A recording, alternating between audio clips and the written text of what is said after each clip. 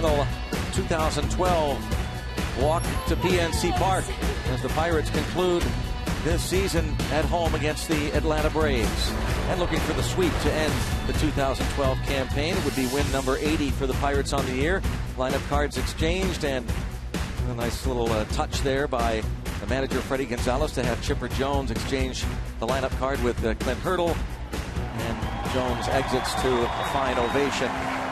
He wanted to start on Monday night because the Pirates had Jeff Locke, the lefty, on the hill. He wanted to get some swings against a left-hander. He did that and did not play last night, not expected to play at all today. Here is the lineup for the Atlanta Braves, who will be playing that wild card game on Friday. Michael Bourne will be followed by Martin Prado and Jason Hayward. Freddie Freeman, third in the National League with 42 RBIs when two men are out.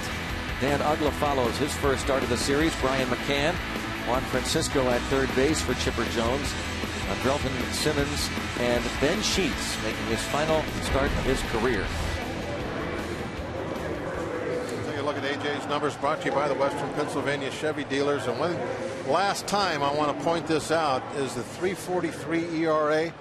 Remember that game in St. Louis where he gave up was 12 runs, wasn't it, Greg? Yep.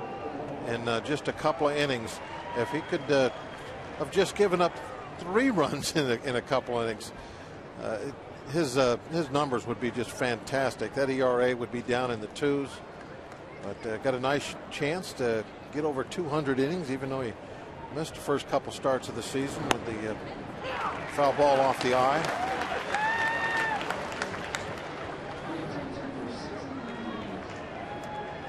His ERA without that start would have been 2.92.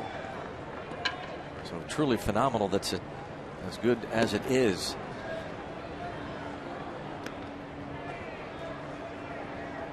Michael Bourne, 0 for 3. A couple of strikeouts last night. He'll strike out a bunch. He struck out 5 times in the series. And he's in the hole 1 and 2.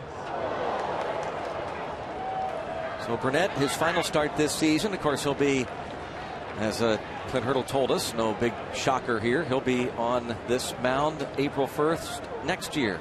April 1st, the Pirates host the Cubs opening day. 2-2 the count as Burnett aims for his 17th win of the season. Done a great job here at PNC Park this season. Was able to bond with the fans early on, and has pitched well in daylight, day games.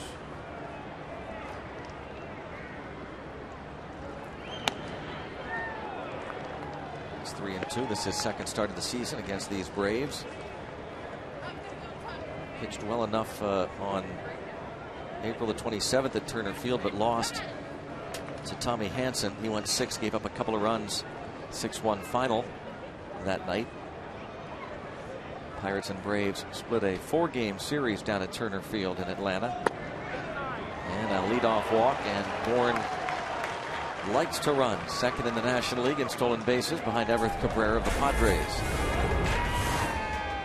Here's how the Pirates stack up defensively, starting Marte, Andrew McCutchen, Alex Presley in the outfield left to right. Alvarez Barmas on the left side of the infield. Josh Harrison at second. Garrett Jones at first. And Rod Barajas is behind the plate for Burnett today. And who knows what his future holds. Although Clint Hurdle talked yesterday about the fact that he loves to play the game of baseball. He would love to stay here next year. And maybe it's time for Barajas, in so many words, to take a back seat to a starting catcher. Well, if he is here next year, he'll be behind the plate opening day, even if he's not the quote-unquote starting catcher. He and AJ have really bonded extremely well, and I'm sure that AJ would be the first to tell you that a lot of those good stats that we were just talking about, his good buddy behind the plate, Rod Barajas, he's responsible for a lot of that. The two of them are always on the same page. Their personalities mesh together. They hang out together, off the field. good relationship. His second highest wins total of his career, regardless of what he does today. As he went 18-10 the last time he was teamed with Barajas, 2008 with Toronto.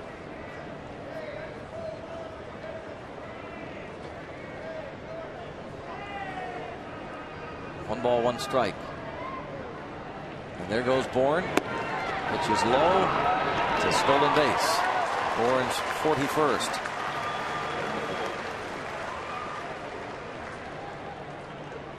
Rob Barajas was able to, or rather, Michael McHenry was able to throw out Bourne on Monday night. It's a real big, slow leg kick that AJ has. Rod needs to use some of his influence over AJ. You know, if there's a fast guy out there, you got to quicken up just a little bit. Give me a shot. I mean, the AGH camera there showed that ball could have hit the bag and it would have been late. If you have a fast runner and AJ's leg kick, you're never going to throw anybody out. And there he goes for third. It's there again. Didn't matter. It didn't matter if Rod catch that ball clean or not.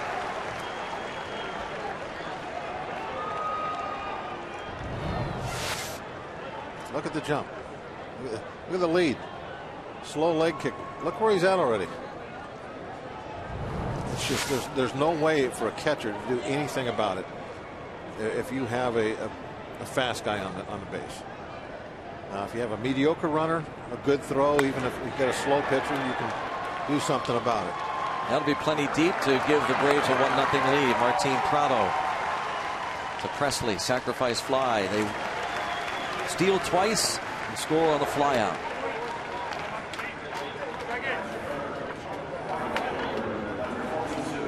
Michael Bourne. Leadoff walk. Stolen base numbers against Burnett over his career.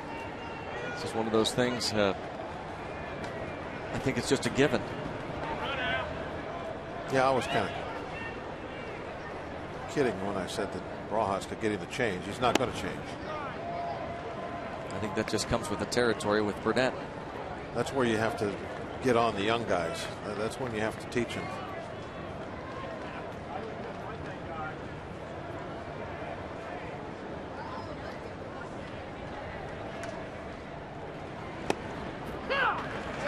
Jason Hayward, 27 home runs on the year.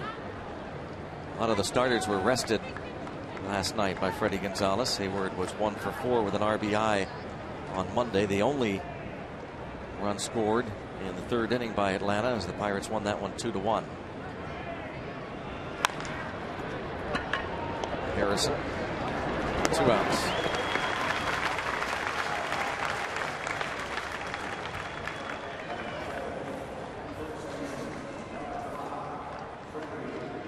Our PNC achievement, 16 wins, most since that 2008 campaign when he won 18, and double digits in victories for the 8th straight season.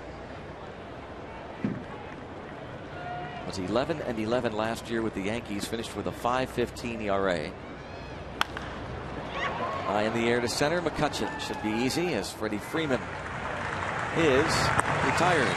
But a walk costing Burnett with 2 steals leads to the run. Pirates come to bat against Ben Sheets.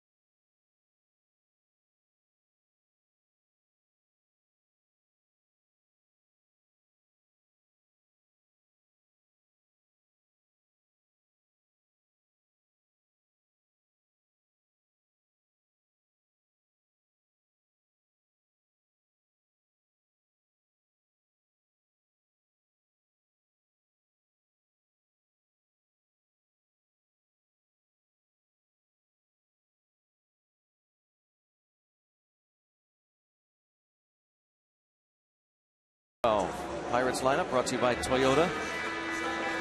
Starling Marte will lead things off. He'll be followed by Alex Presley and Andrew McCutchen. Last 11 games, Garrett Jones has 4 homers. And for the season, Jones with 27. Edgar Alvarez next, then Josh Harrison and Clint Barmas. Rod Barajas batting 8th, and A.J. Burnett on the mound. Ben Sheets made a tremendous comeback this year. Delivers strike 1 to Starling Marte.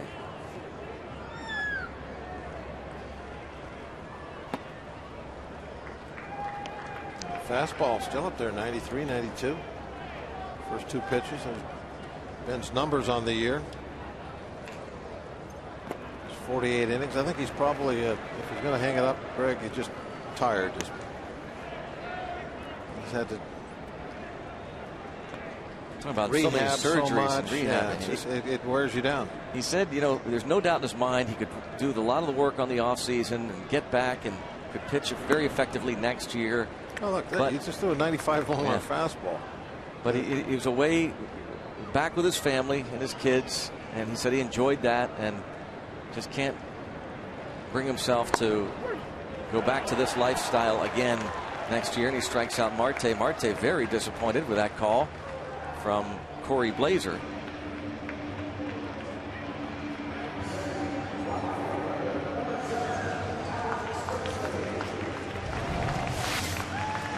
Take a look at that pitch that he didn't like, just right at the very bottom edge.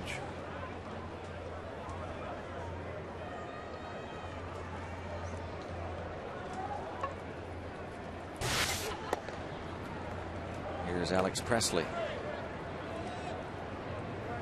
Blazer behind the plate. Chris Guccione at first. Jeff Nelson, the crew chief, at second. Bill Welke at third.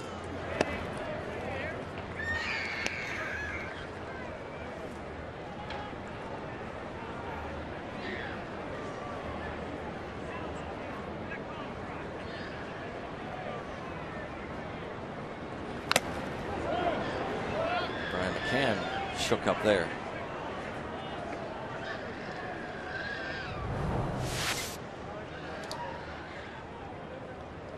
Last day, that one got him real good. Man, is that a pop.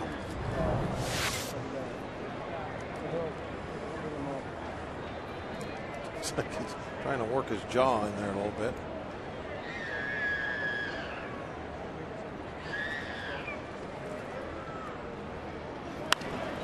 Roller to short. Simmons just gets Presley.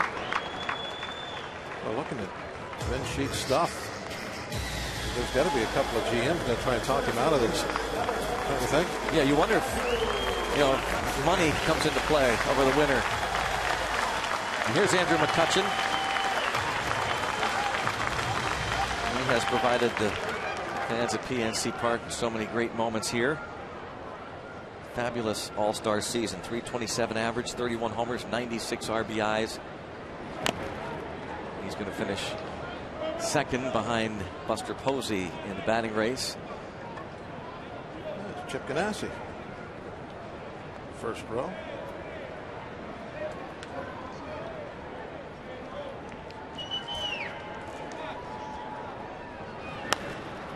Line drive foul. Ooh, gentleman tried to make the catch. Came up empty. Had to sting down the line and left. Yep, thanks for an amazing season.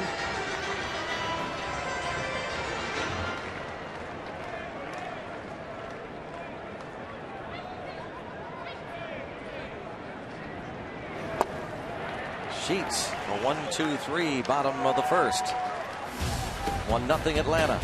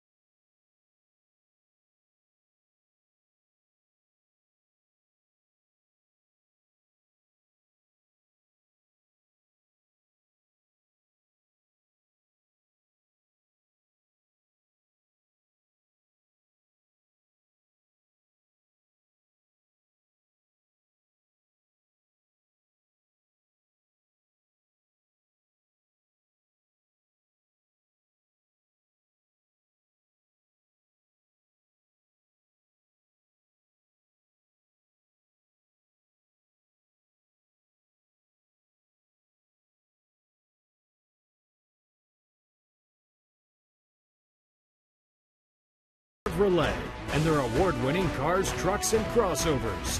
By your Toyota dealers. Life is all about the ride. See your Western Pennsylvania Toyota dealers today for a great car with a great deal. And by Day Automotive, we're going to make your day. Let's go, Bucks. On to the second, and Dan Uggla takes a strike. It's his first start of the series. 1-0 Atlanta.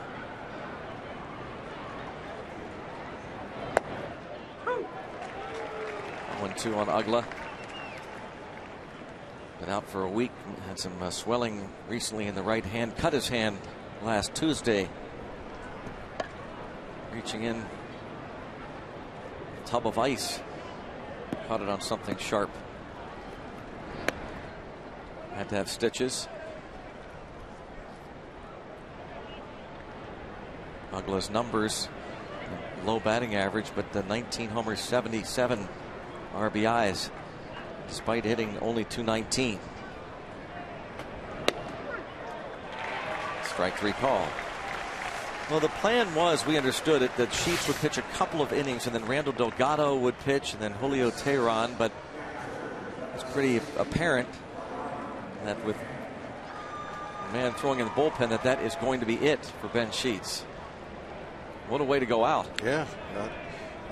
He's throwing the ball up to 95 miles an hour. That usual real good breaking ball that he's always had, and nice easy inning. Maybe he'll get a call, somebody to be a closer. A roller, seeing eye single for McCann.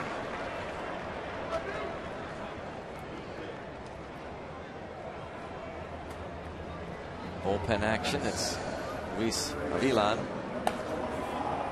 So it will be a bullpen game for Freddie Gonzalez. It's one of those type of days, kind of a getaway day on spring training. Nobody playing for anything today. Going to have a lot of players coming in and out of this ball game. Probably both sides. You think Hertel would get sure. a bunch of his players in there?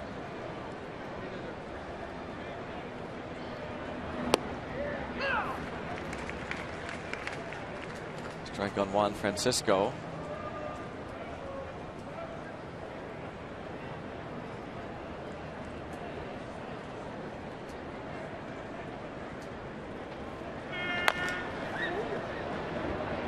It'll be an easy play. Net. Rivers Casino tips to win. First one, sweep up before you leave today. Okay, we understand that. We got to get a sweep. Keep an open mind. I'm going to come back to that. Drive safe, watch for deer. Both these last two, not so much about winning today, but winning for next year. The keep an open mind, Greg, these guys in the last couple of weeks have had to kind of answer a lot of questions, defend themselves. As a player, you get kind of defensive in these situations. But I think after they're home for a while, they're going to be able to honestly reflect on what happened here these last couple of months and see what it is each one of them can do to maybe help things for next year, whether it's do something in the off season. Do you have to be stronger? Do you have to have more endurance? Is it something else just about the way you play the game? Do you have to learn to be more relaxed in stressful situations when you're coming down to the end of a season? But the off season, you can really step back, and if you're open-minded and you just take your time and reflect honestly, you can make those changes for next year, because this was a great opportunity that was lost this season to get this team into the postseason, and it's the players that need to make the changes. Now, they're the ones that are responsible ultimately for what goes on out there on the field. So I think once they get home and they're not talking into microphones and things like that, they can think about what happened these last 2 months and what can we do, what can I do to not let it happen again. And then the last bit, drive safe, watch for deer. That's kind of like a little thing that I always tell the kids when they leave. But what it means here in this situation, everybody come to spring training healthy next year. No silliness in the off season. You don't want to start the year with somebody missing the first month or so. with some silly off-season injury that it happens every now and then. Take care of yourself. Need everybody to arrive in Florida healthy. Those are my tips for next year. You know, I wish that you had given us these tips like yesterday, the day before, because you know how the players love these T-shirts. We've seen the preparations for domination. I would have gone out and made that would be a perfect T-shirt to hand out to everybody as they left the ballpark today. Drive safe, watch for deer. I would love to have done that. That would have been a nice one. Great. Drive safe, guys. Watch for deer. Have you seen the deer all over the place? No, Bob. No, I've never seen the deer all over the place. You got to be careful out there. Well, talk about being careful. Brian McCann is very, very slow. So that would have had to have gone into the dugout for him to go to third. He's not a deer. No. If he ran onto the road, you could avoid him. He's not going to be moving real quickly. Did you see Simmons waving to third? Simmons will learn. The rookie. No, he's not going anywhere. Matter of fact, Simmons will understand it'll take a drive to deep into the outfield to score McCann.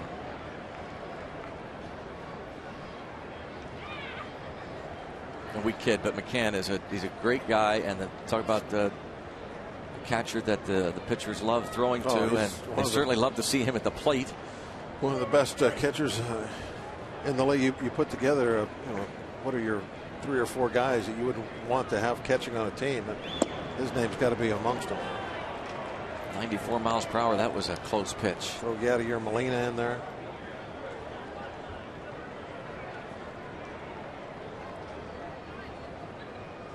Pinch hitter on deck. Jeff Baker to bat for Sheets. 3-2 on Drelton Simmons. It stays 3-2. Out of Curacao, slick fielding shortstop.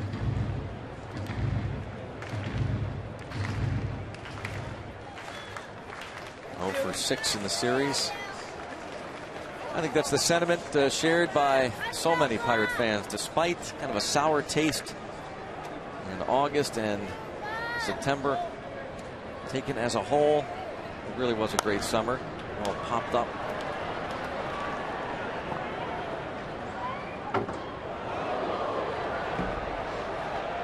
Still 3-2. Pirates with 79 wins, already the most since 1997 when they won 79 games, that freak show year. One more victory, it would be the most since the 1992 team won the National League East.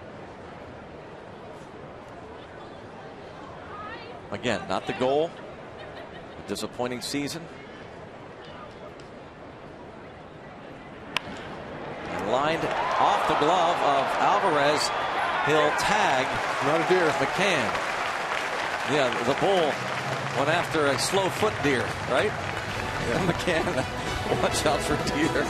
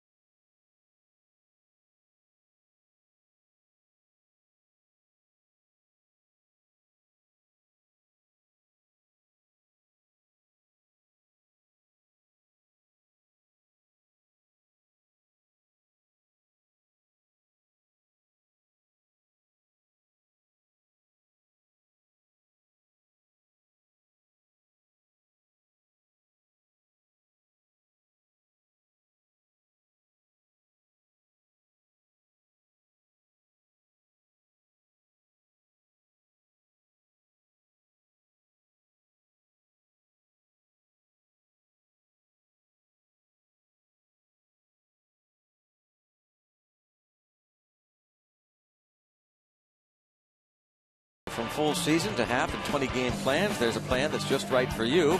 Enjoy great benefits all season long, like batting practice in the Pirates cages, Q&A with Pirates management, and more. To place your deposit, go to pirates.com/2013.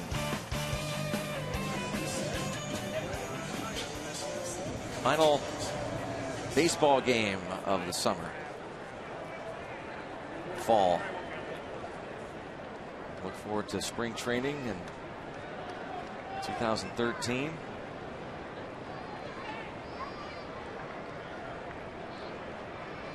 You know, when it's all said and done, and we get caught up, and understandably so, and we should, because the goal is wins and to get to the playoffs and pennant and all that. Look at shots like that, how meaningful this is, this ballpark, these games to kids like that. Lasting memories, big smiles. It's all about the journey, not the destination. Yep. When you look at it that way. Yep. It's about the games during the season, the fun, the games that didn't turn out right.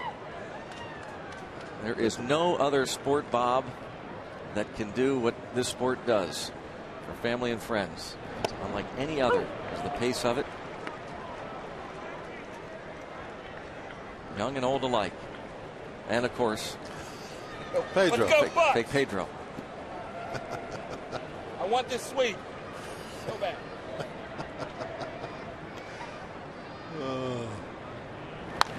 He's had fun here. Whoa, little summer. tough hop there for Freeman, but he handles it. Yeah, he has. And he's provided us with a lot of fun. Oh, a lot of entertainment. Yeah.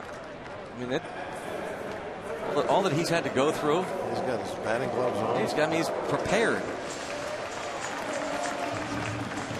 There he is. He's ready. He got his sunglasses on top of the hat. His man's coming up. Yeah. Oh, he's fired up right now.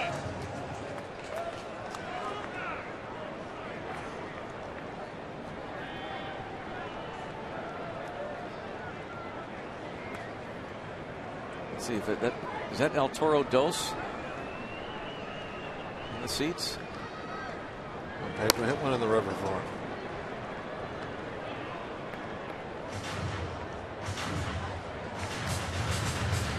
Oh, Pedro.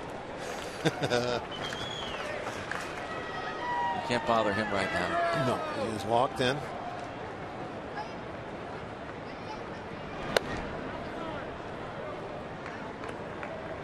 He liked that call. He would have been all over the umpire. Alvarez has hit 6 of his 30 home runs off lefties.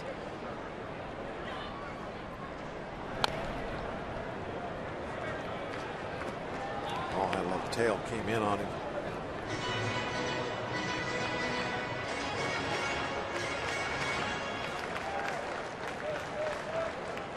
Elon in relief of Sheets. Sheets 1, 2, 3. First struck out a couple.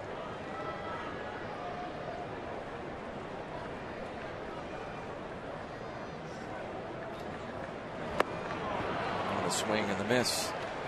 Throwing to first to complete the strikeout. Bring up Josh Harrison. Already somebody loosening in the bullpen for Atlanta. The way it looks, it's going to be a different pitcher every inning.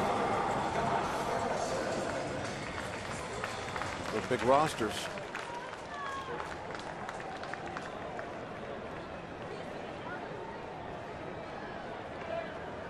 Now, Josh Harrison, he provided us with a lot of good memories this year. Breaking up that no-hitter in Detroit in the 9th inning. Verlander was throwing about 100 miles an hour. The walk-off hit on Mother's Day. His mom with his mom on hand.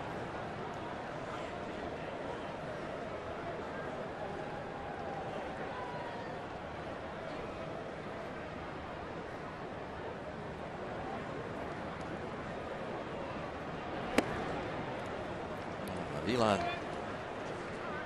As that one past Harrison, 0-2.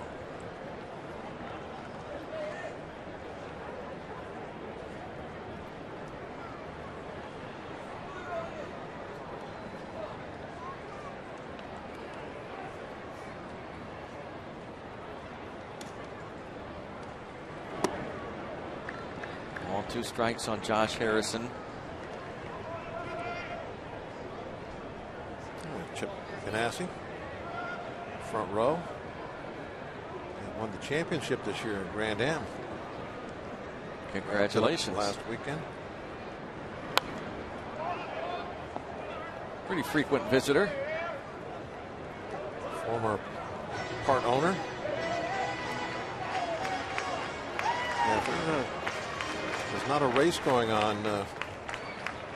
More often than not, Chip's at the game.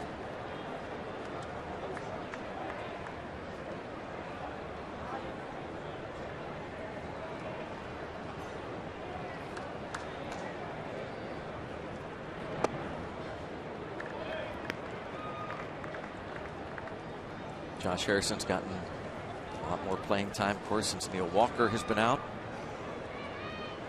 He started at second base last night, was 0 for 3 with a run scored. He stole a base.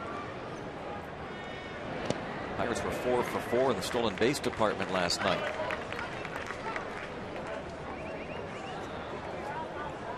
One of the things that we hope happens this offseason is Neil Walker's back. It's plenty of rest, and as he comes to spring training with that put behind him. And Marte was a very exciting player to watch this year. He had 2 of the 4 steals last night. And that running game has to be in play, as Hurdle likes to say. And no doubt you got Marte in the lineup, or Presley, Harrison, those guys, and McCutchen. Stolen base is becoming more and more important with the power numbers down in baseball.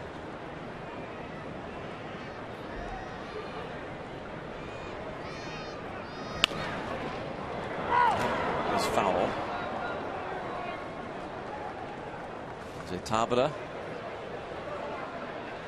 Disappointing year for him. Peace.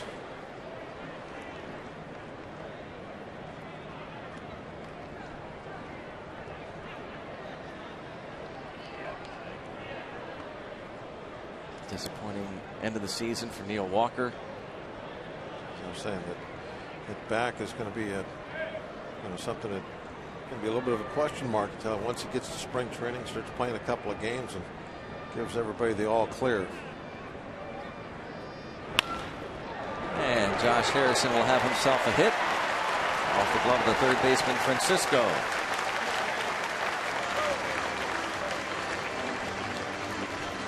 Our AGH Sports Medicine injury update. Neil Walker shut down with a herniated disc, and you go back to when he dislocated his pinky in the middle of August against the Dodgers. He has played in only 15 games since then. He hit just 192, so very important offseason for Neil Walker. And we asked Neil Huntington about the need to have a plan B in place.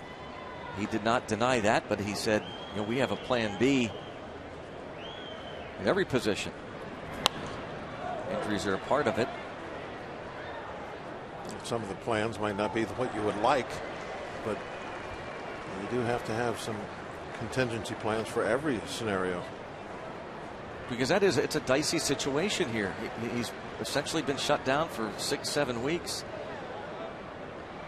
I hope that, knock on wood, no surgery. And that through strength program over the winter and the rest, and he'll be 100% going into 2013. That is a big RBI bat they missed for about 7 weeks.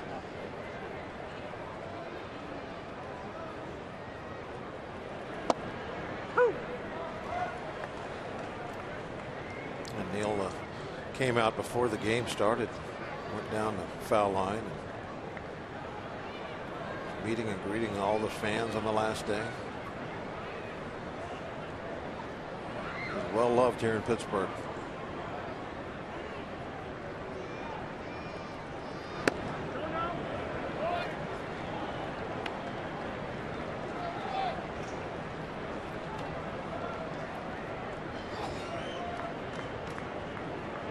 Two count on Barmes, 2 outs. Harrison aboard. 1-0 Atlanta. Ready for spring training. Yep. Sure. Yep. Spring training is going to be earlier next year with the World Baseball Classic back in play. That creates a interesting scenario with the scheduling and some of the players leaving right in the middle of spring training for a while.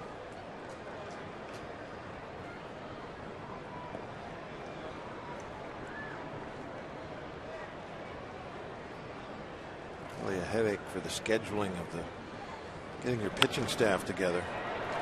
Nice backhand play. Francisco on to first, and the pick out of the dirt made by Freddie Freeman. Pirates leave a man, and after 2 innings, final game of the year, 1-0 Atlanta.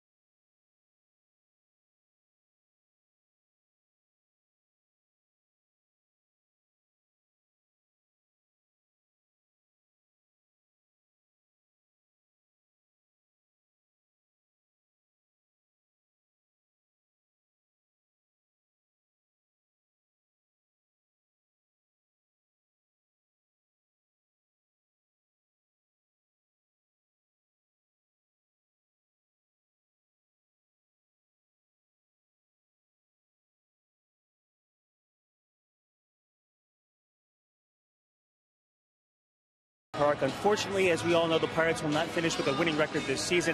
That doesn't sit well with anyone, especially today's starter, A.J. Burnett. Yeah, it's pretty tough. You know, you got a lot of winners in that room. You know, you got a lot of guys that made strides this year. You saw a lot of special things that normally you see on a team that goes further than what we did, you know. So I know I came here to win, and I know I'm not the only one disappointed that we did not do so.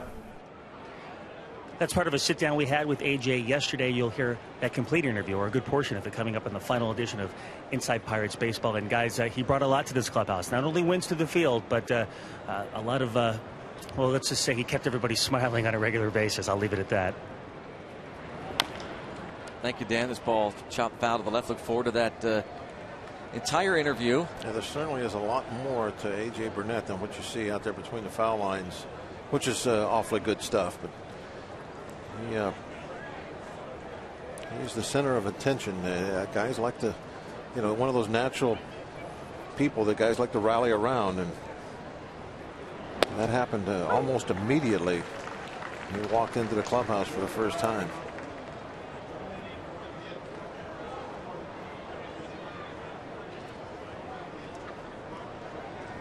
Sitting next to Jeff Locke during the game, almost the entire game yesterday. Oh, nice play by Barnes. I love to see the young guys, you know, sitting next to somebody that's been there and done it for so many years. What was it? We talked earlier, 8 straight years now with double-digit wins. I mean, that's the guy you want to sit with and talk about the game as things unfold. Throughout the game, you see something and get his opinion on, you know, why do you think that you did that? Have you ever seen that before? Just little things like that. That if you're smart, you're a young pitcher, those are the questions you're asking. You hope you can sit next to somebody like that. Soak in the knowledge.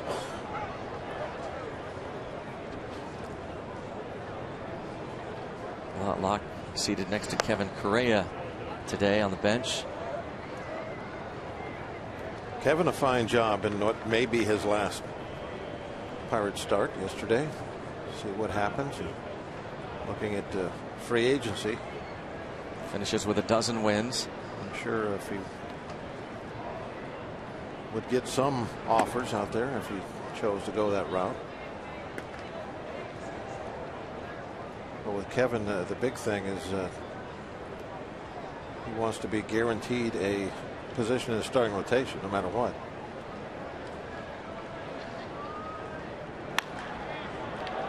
Michael Bourne, a fly ball to Andrew McCutcheon.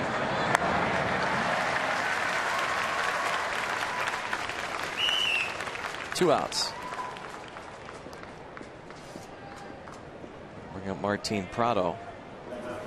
Bourne walked to start the ball game, stole second, stole third, and then Prado fly ball to right field brought in Bourne.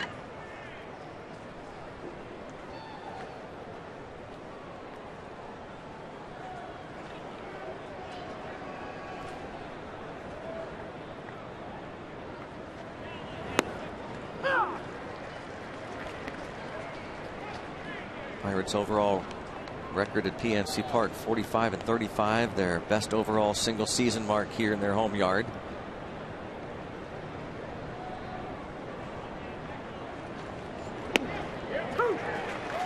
Couple of strikes.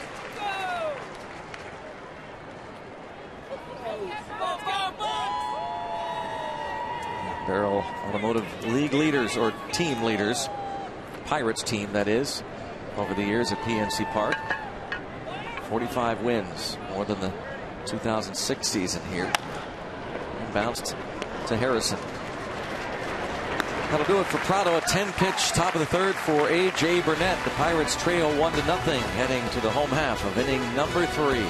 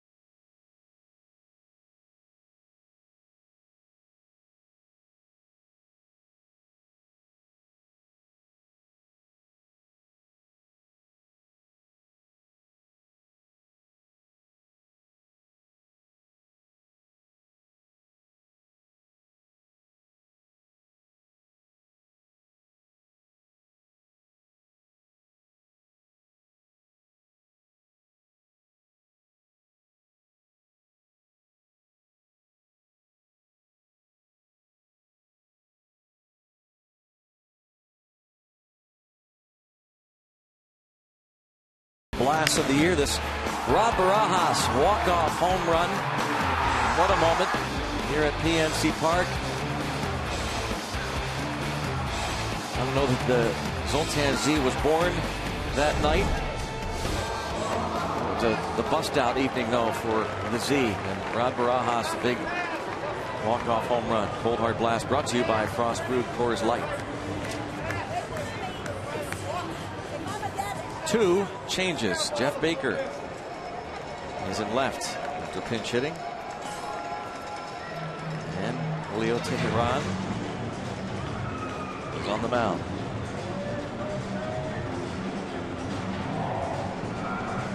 There it is.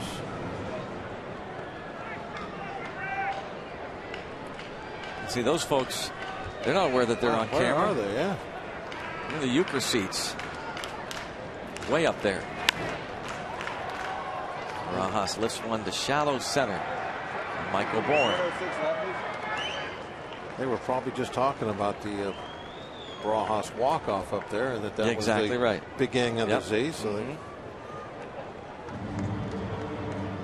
see, now that Bauhaus is not there, they're not doing the Z now. Yep. They're talking about exactly how to do it. Well, they're talking about different techniques. Uh-huh. See, now I've always thought, do you interlock the thumbs, or does it go like tip of thumb, tip of thumb? Like right here, Greg. See? Yeah. That, or do you go like that? I think you do that. I think you do that. Do that? Yeah. Just like the, Exactly. a little bit. Yeah, Okay. yeah. All right. Is that when you're walking off, you're able to kind of hold Keep on them to together. it? Yeah. That's a good point. Yeah. You're bouncing up and down. Because if they're just touching like that, Yeah, it's going to come apart. Yeah.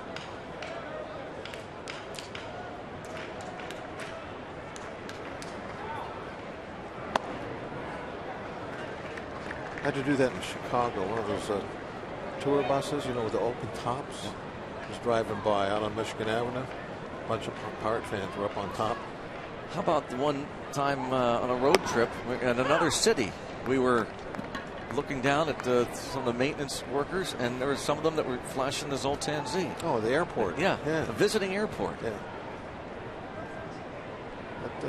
It definitely made its rounds. And Jay Burnett will be retired routinely. 2 out. So what will it be next year? What will take hold? Well, I think the Z is going to let it play out. Do you really? I think the Z will I'll be darned. stay. I think the fans have had way too much fun with that. That is really it's become something that it's you look at that. See what part I mean? of the city. Yeah, exactly. It's part of I think it'll be back. Pittsburgh. I think it'll be back. Yep. Unless something else happens.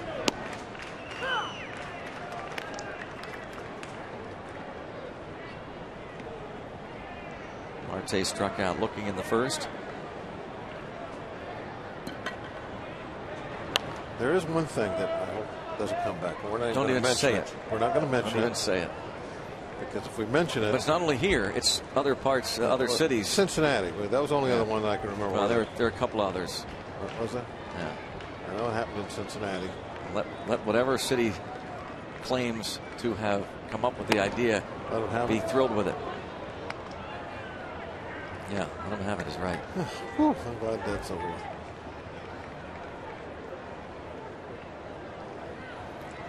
They'll be back next year. Nevert and Blass. Steve's always got that hat on. Not always, though. He had a different hat earlier today. He changed hats. It looks good on you, though.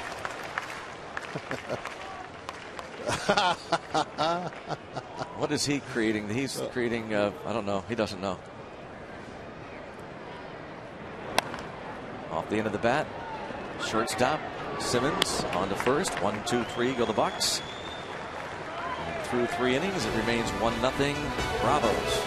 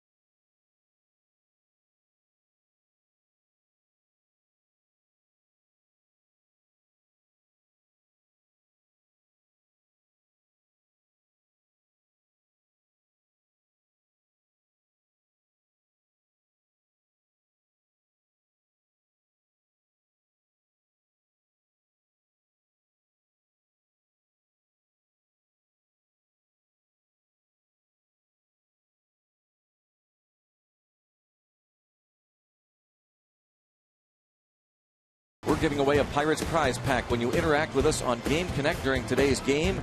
Just log on to Game Connect at rootsports.com and chat through Game Talk, or email us in the booth during the game to automatically be entered to win a jersey, autographed Pirates baseball, and more.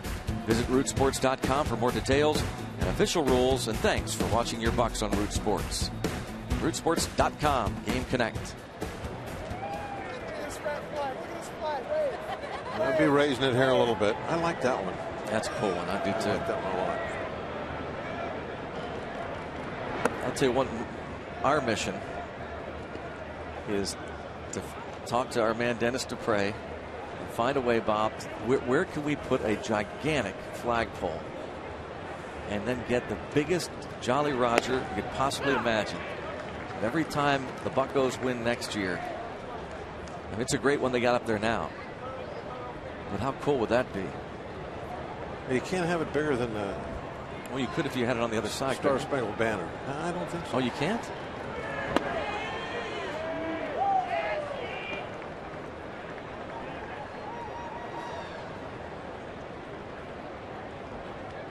That's the spot where it normally goes up after a win. It's a little lower than the other ones. Headed up the middle, a base hit for Jason Hayward.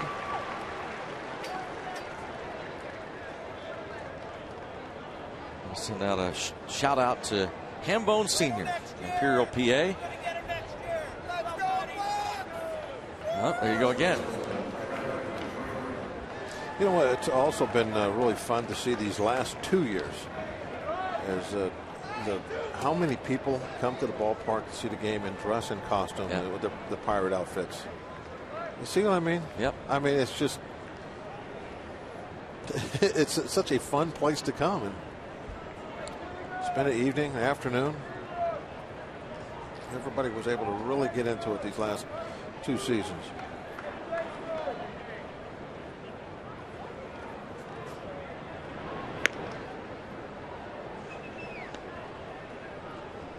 We have seen a couple of times this year where AJ will have a little bit of a deceptive move over to first base.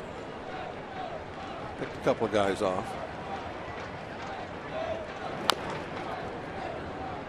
Hayward with 20 steals and 28 attempts.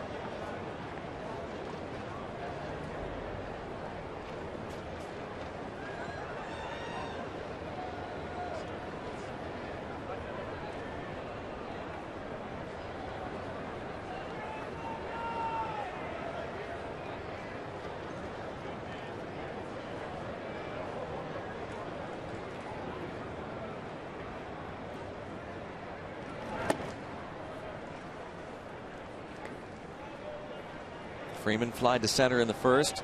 No, I'm looking forward today is last trivia question of the year.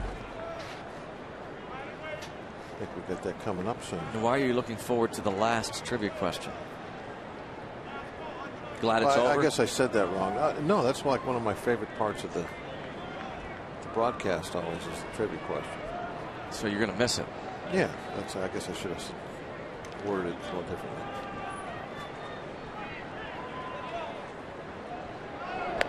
And almost got him. Deceptive, very deceptive.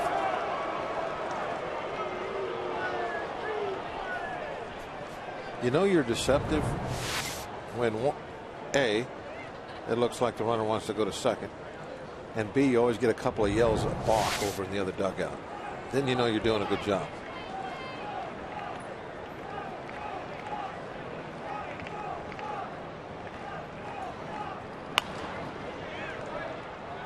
They're not sure what you're doing. I was talking to Clint Hurdle yesterday about Starling Marte specifically, that we've seen the tools in the short time frame. The power, can hit, catch, run, got the great arm.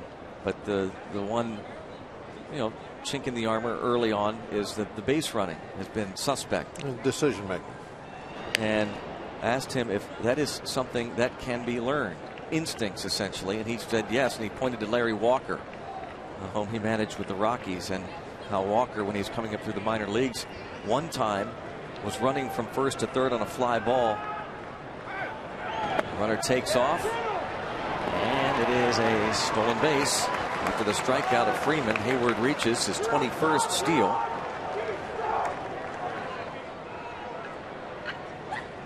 And now the Braves today are 3 for 3 against Burnett and Barajas. 21 steals for Hayward on the season. So Mark, talking about Larry Walker when he was in the minor leagues, hit and run goes from first to third toward third base. Ball's caught, so he's got to get back to first base. And instead of going back to retouch second and then on to first, he cut right across the diamond over the pitcher's mound and slid into first base, unaware. And that's how bad he was, unaware of the rules even. And Hurdle pointed out that as time went on, Walker became one of the more instinctive players he's ever seen. So I guess my question is going to be, when we're talking about A.J. Burnett and moves and such, can that be learned, or is it beyond that now for Burnett? You're talking about how he can at times be deceptive. Oh, for A.J., as far as going home quick, I think he's beyond that. I mean, never say never, but I don't think he's not going to change his delivery to the plate. No, that's not going to happen. You have to, young guys like Marte, that's where you set the tone. You got to do that now with guys like that, like younger pitchers. Yeah, Larry Walker, you're not going to change him. His last 3 years of playing. You know, if he ran, let's say at 35 years old, he cut it from third over to first base and slid, he's not going to change. That's there forever. But yeah, it's the young guys that you got to get a hold of them. Toward the right center gap. This will make it 2-0. Dan Uggla, 78 RBIs, and the stolen base for Hayward leads to a run. Especially when it's an older guy that's had so much success. And you kind of get, you know, that, well, I've been doing this for 12 years. And I've had double figures in wins 8 years in a row. You know, it's hard to say, well, you need to do this when you're an older guy. It's hard to change your ways.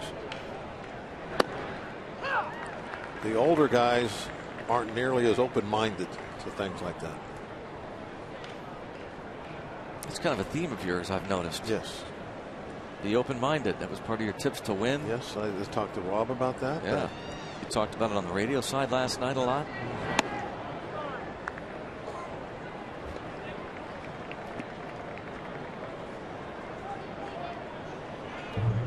McCann singled to right in the second inning. I myself am trying to be much more open-minded. Well, I've always considered you to be one of the most open-minded. No, you haven't. Really? You're not being truthful right now. But maybe you are. I'll be open-minded. There you go. Now you're talking. And that's hit into center field. 3 hits in the inning.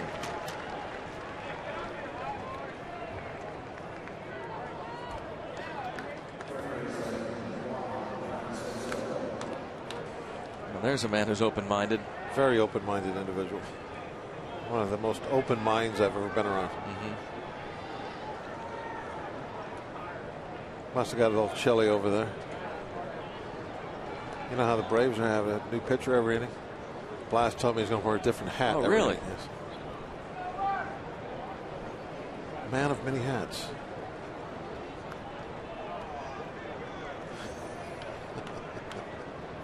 Pretending to talk to Tim so we could get the profile. That was good. And that should be 2. And it does it for the Braves. They pick up another run. And Uggla brought home Jason Hayward. 2-0 going to the bottom of the 4th.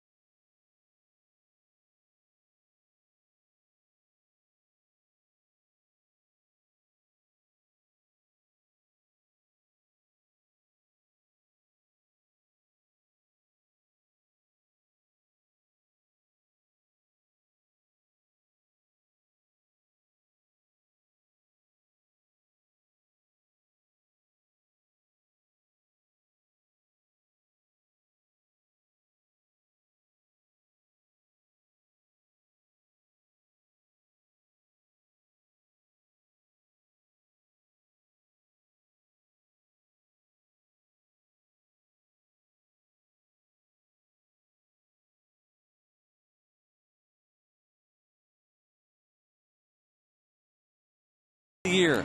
Let's make it a good one, and let's get a W out of this, huh? Among active Braves, who has played the most career games without playing in the postseason? What'd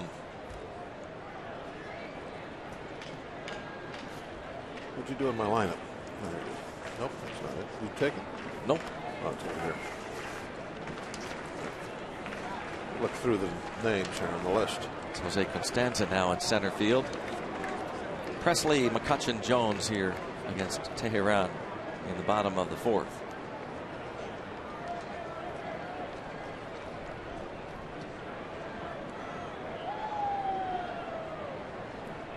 Is it most years or most games? I'll read it again. Okay. Among active Braves, who has played the most career games without playing in the postseason? So it can't be a pitcher then. Wouldn't think anyway.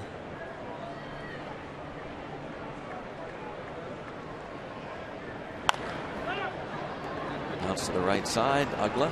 Easy play to get to Presley. It's not cheating if you read from the lineup card? Well, no, it's not cheating. It's refreshing your memory of who's on the bench. Right, just checking in.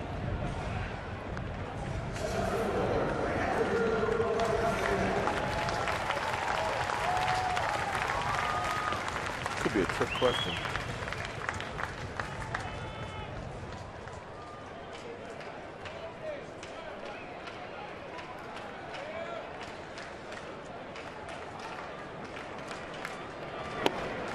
McCutchen struck out his first time.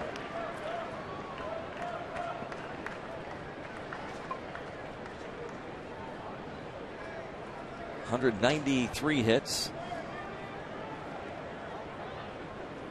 Leading the league in that department, tied with Justin Upton and Ryan Braun for the most runs scored. And there's a liner. And 194 hits on the year for McCutchen. Ben Sheets ever been in the postseason? I would think not.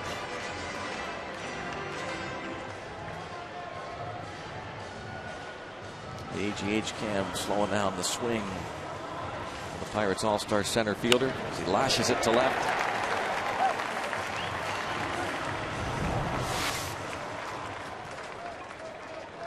Garrett Jones.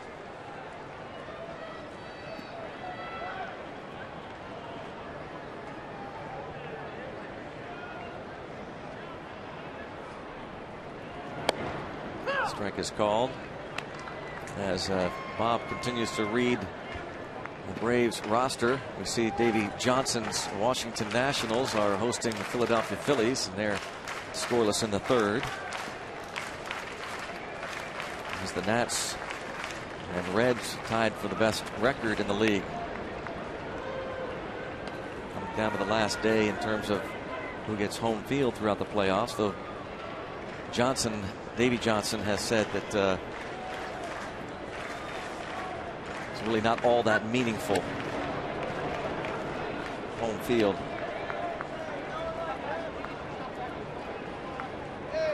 Oh, 0-1 on Garrett Jones. McCutchen, 20 stolen bases. I would agree with him that there's other things that would be more important. I think that getting the rotation set, if you're in the playoffs, is the most important. And that's one of the reasons I like the change this year, where you have the wild card teams not automatically in the playoffs. They have to have that one game playoff between themselves. An in-game playoff, essentially. Yeah, so in the past, you'd have a wild card team and a division winner within a game of each other, but they don't really care. They're more worried about getting their pitching set up for the postseason than they are who comes in first, who comes in second, because there's no advantage. Huge advantage to be a division winner, and we've seen several wild card teams win it all in the postseason, so it isn't that big of a deal. Division winner play in the best of 5 divisional series before going into the National American League Championship Series. And the wild card playoff in this case will be the Braves and the Cardinals on Friday. The winner of that one then goes and plays in the divisional series, and the loser, of course, is out. Yeah, if you don't actually win something, you could be one and done. And that's why the Orioles and the Yankees are very much interested right now with the Orioles a game back. The Yankees win. They're the champions of the American League East. Nothing Baltimore can do about it. Oakland and Texas play the final game of their series. They're tied atop the American League West.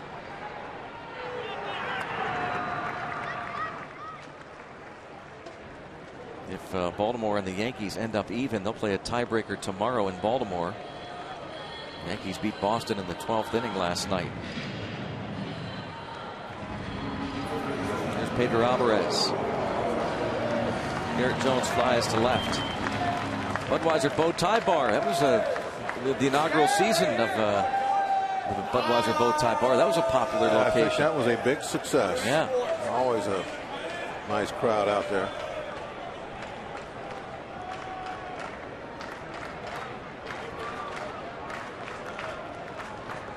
All the different places here to watch the ball game.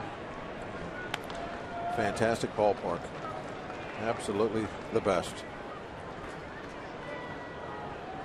Gunners, it's right behind home plate, right underneath us. Hall of Fame club beyond the left field loonies.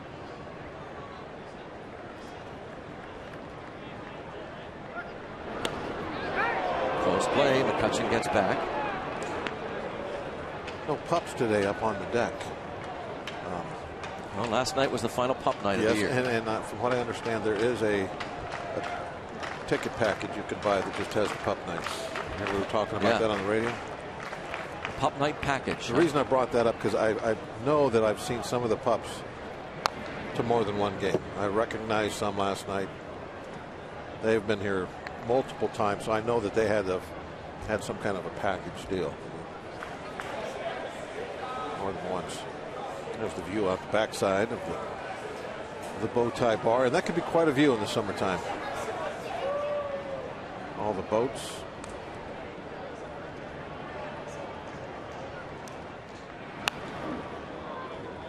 Let's go to Dan Potash. Well, guys, there is another pooch in the house this afternoon. It's not a pup night, but Joel Hanrahan brought his dog into the clubhouse. You know, last day at school, you get to bend the rules a little. Actually, his wife has already flown back to Texas, so Joel is babysitting the dog. Aspen is her name. She doesn't fly, so he's going to have to drive her back to Texas once the season ends. Soon. There are a lot of cars, I'm sure, are packed. I know back in the early days when I would go back to California in the winter, right now the car was packed. You go out, turn the key, and get on I-70 and head west for a long time. A lot of players heading out this afternoon. Watch for deer. Yep. Nice catch on the club level. Bare-handed grab. I don't know if it's the design of the ballpark, the height of the club level. It seems like that there's more great catches here than anywhere else. And the reason I bring in the height, I think it's just high enough where the ball's starting to lose its speed. Look out. Now they got him. Kept on it. McCutchen picked off. Still 2-0.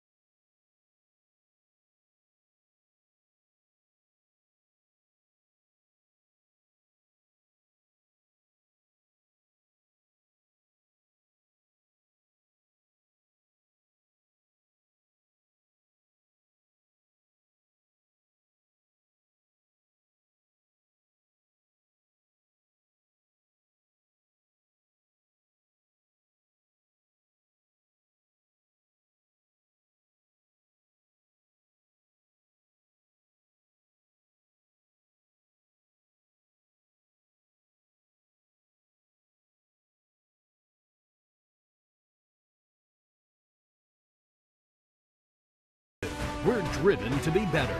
By PNC Bank for the achiever in you. And by Chevy Cruze, which offers EPA estimated 42 mpg highway. Let's go Bucks! That's that walk-off home run we showed you earlier. That great image, that memory that'll last a long time for those that were on hand and those watching on Root Sports. Walk-off home run by Barajas.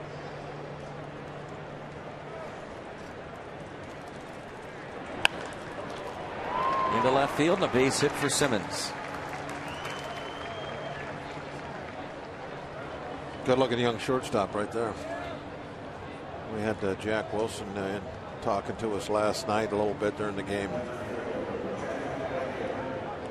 He had some nice things to say about Simmons.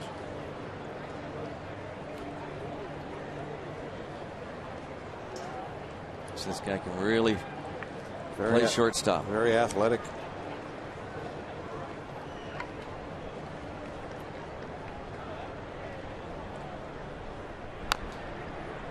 Swinging away, Jeff Baker, who pinch hit. Jack stayed in the game yesterday also that he's going to try and be at Pirate Fest.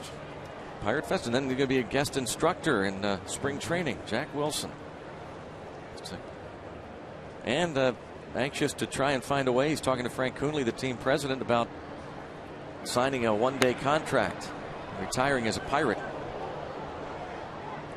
As Simmons takes off, fouls away. I'm Baker. sure. I mean, Jack will always consider himself a Pirate. That's where he spent the majority of his baseball life, right here in this ballpark.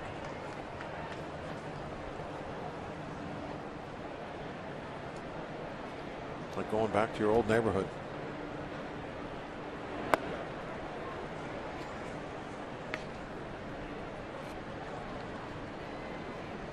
One ball, two strikes the count on Baker. 2-0 Atlanta. Randall Delgado starts to loosen the bullpen.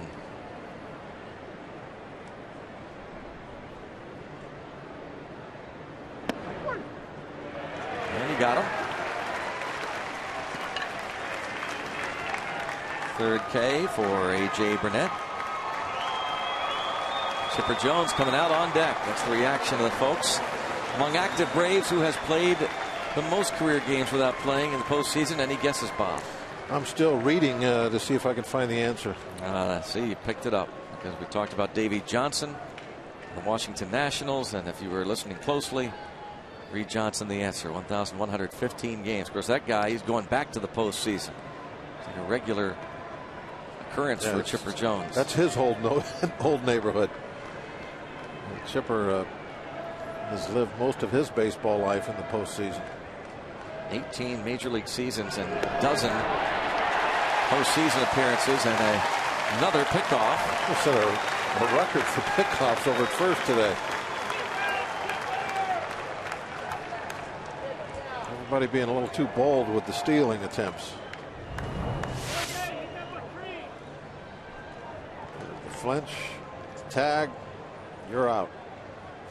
Burnett's reaction. Yeah, there you go. Double call.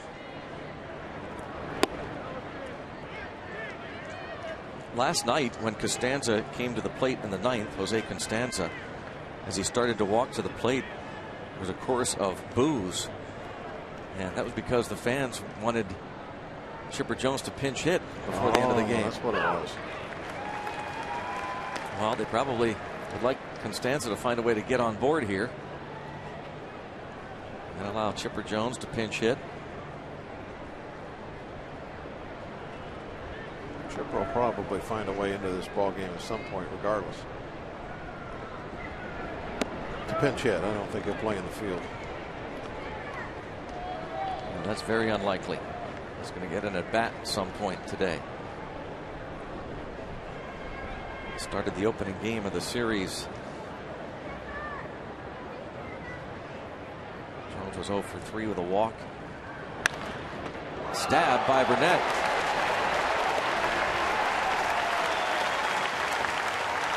Leadoff hit, then a strikeout, a pickoff.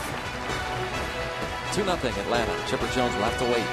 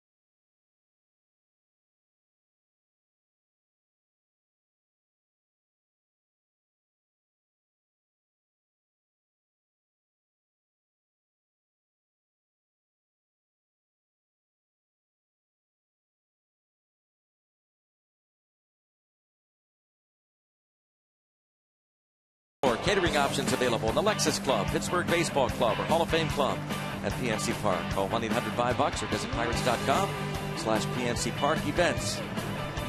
Rick Saflinski, the biggest fans around. He's going to miss going out to the ballpark every night. Fans really enjoy seeing him decked out in the different unis.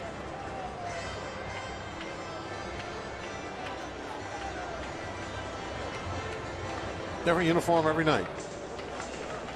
Got that good handlebar mustache going. And when he puts the old time unis on, that's when he really looks in character.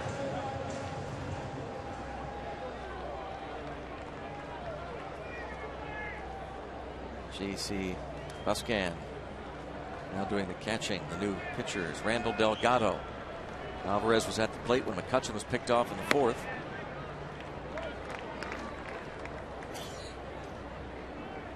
th appearance for Randall Delgado. 91 innings.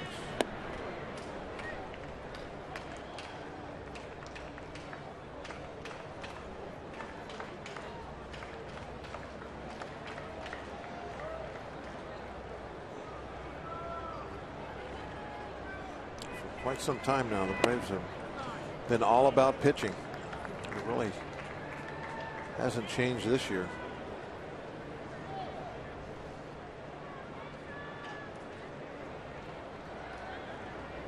It's a small glove for a pitcher.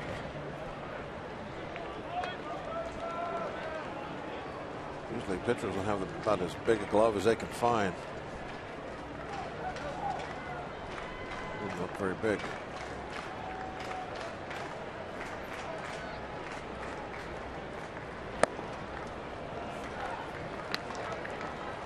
Three-two count.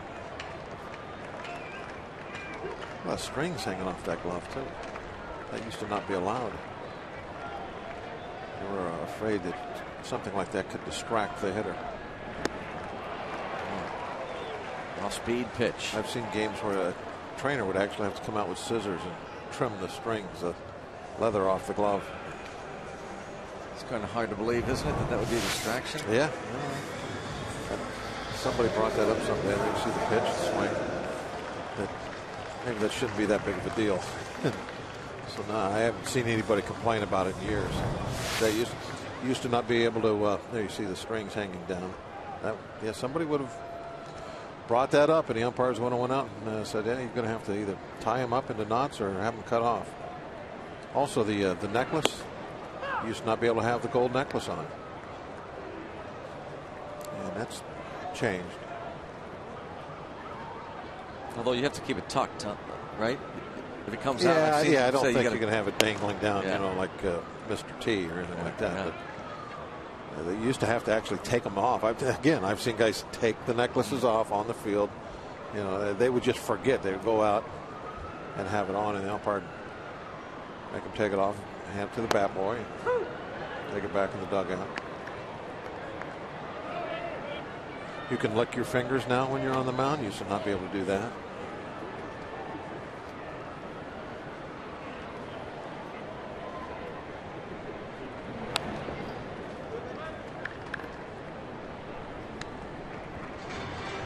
One and two on Harrison. Infield single in the 2nd.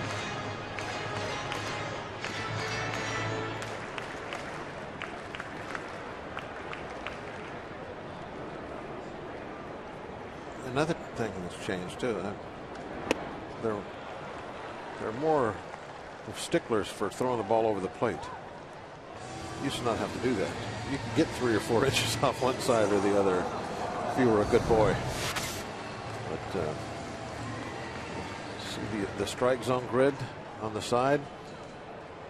That grid is used to grade the umpires, so they can't get too loose with the strike zone anymore. On a getaway day, last game of the season like this, you might be getting 2 or 3 balls on the outside corner. They would, in fact, you would tell the hitters, hey, you guys better be swinging today. This isn't going to be a 3-hour game. And they'd have to swing the bat. But with the grading system in place, the umpires really don't have that kind of leeway anymore. I've heard you and Steve say, both former pitchers, that one of the first things I know he has said this, I think you as well, that you would do is to find out who would be behind the plate that day. Most definitely. Yeah. I'd look at that before I look at the lineup. I want to see, when a new crew comes in, you could look and you'd say, okay, I got Tuesday and so-and-so is going to be behind the plate. And, some guys you'd have no opinion, but there are some guys that would be definitely hitters umpires or pitchers umpires. You'd have to adjust and accordingly. You would know what kind of day you were going to have and how you were going to have to pitch.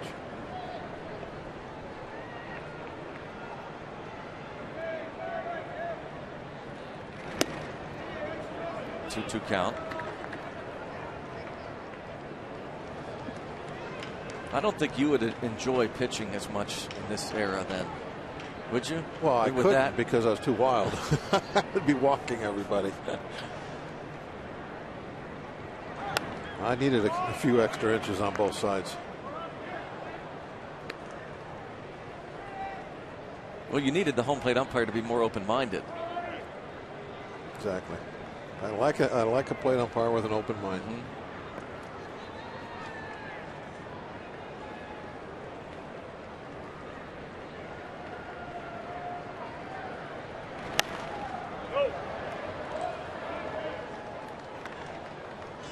Stays 2-2 on Parmas. Yeah, I've seen the strikeout numbers, the way they have risen all around baseball, and with what I think is a shrinking strike zone, it just doesn't make any sense to me. These guys that pitch now, they're having to deal with a whole different set of circumstances. Strikes out the side. 2-0 Atlanta.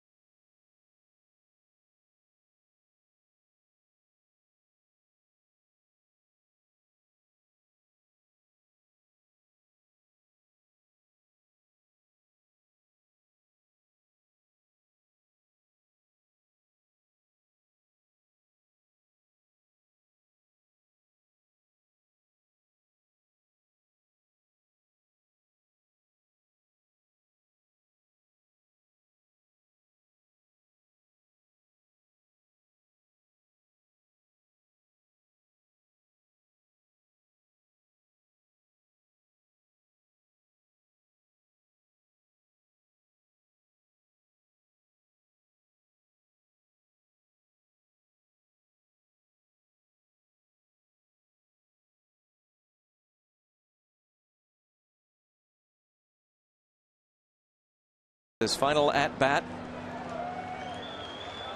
in Pittsburgh. We'll call it a career.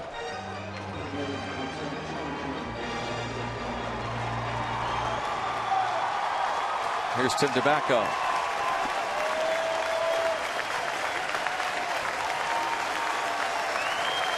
Leading off for the Braves and batting for Delgado, number 10, Chipper Jones.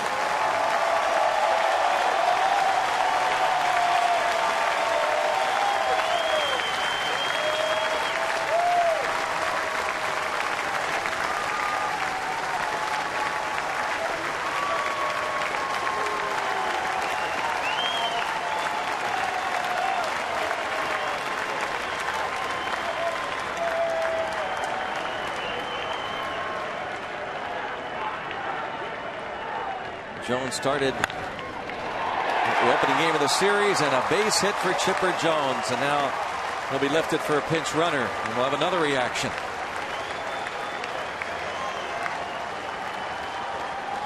They'll throw the ball out.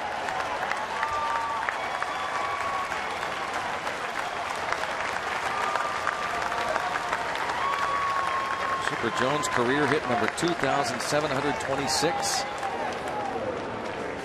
And they're going to let Chipper run the bases, apparently. Greg, you don't see this type of player anymore. Somebody that is wearing that same uniform that they grew up in. It becomes so rare in today's game. Rare indeed. We mentioned the list the other day. It's down to Chipper Jones. Big smile. Todd Helton of the Rockies, Derek Jeter, Mariano Rivera of the Yankees, Jimmy Rollins of the Phillies, the Rangers Michael Young, and the Orioles Brian Roberts. Players that have been with one team their entire careers.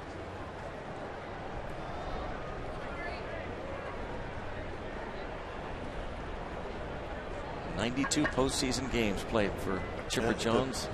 Postseason was his. I mean, how many of those 19 years did he experience before he found out what it was like not to be in first place? They would just win. He was always a big part of that.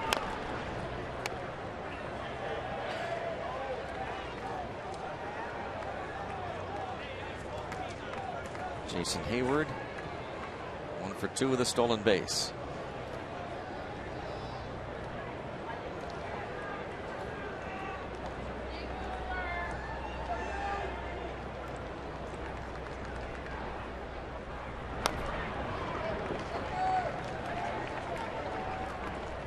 Chipper Jones will no doubt be starting third base on Friday against the St. Louis Cardinals.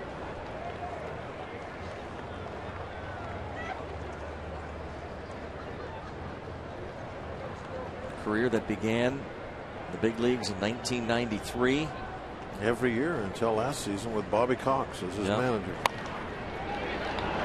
And rolled and off the glove of Harrison. So an opportunity for two players here at Jones.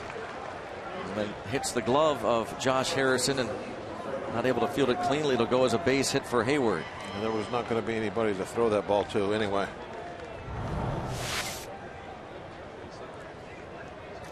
Ball being hit, and as you can see, AJ never moved, at least not in time to get over to first base. So even if that ball's fielded cleanly, there was not going to be a play. I'm sure that's why it went as a base hit. Nobody out.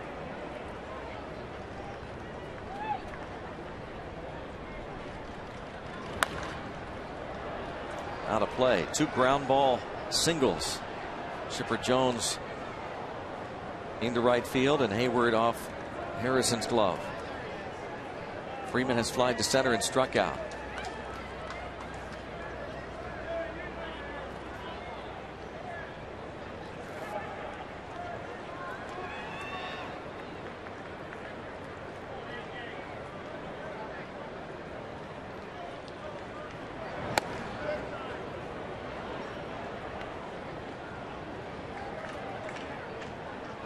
Freeman pinch hit in the 8th inning last night and was called out a swinging strikeout by third base umpire Jeff Nelson on an appeal. Freeman didn't like it. He went back to the dugout, and from his third base position the umpire threw him out of the game as Burnett looks to third and instead throws to first.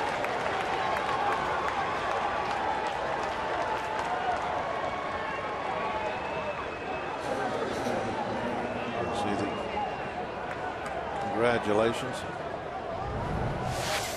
There's that play over again. Why in the heck doesn't he throw to third base? Well, he certainly, he didn't have the ball, Now he's looking at second, and then he decided to get an out.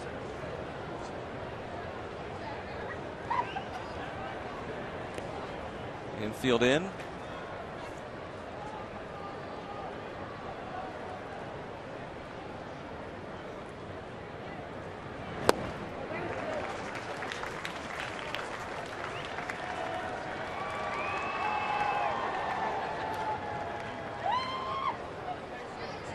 Uggla singled home a run in the fourth.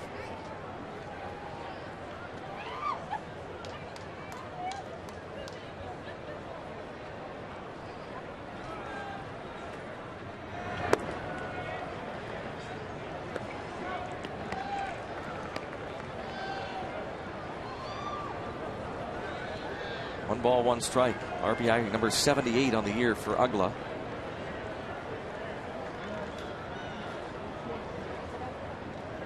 Average up to 220.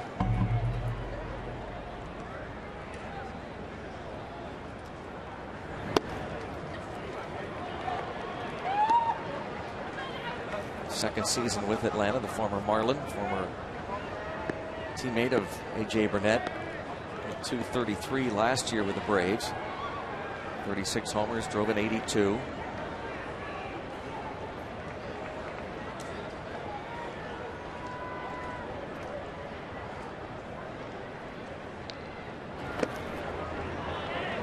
Three and one.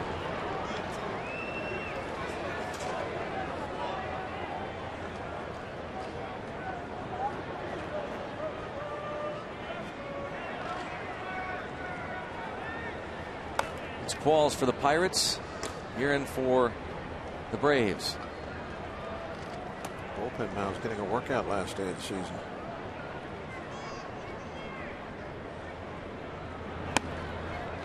Now they're loaded for Brian. Well, not going to be McCann. Muskin took over behind the plate.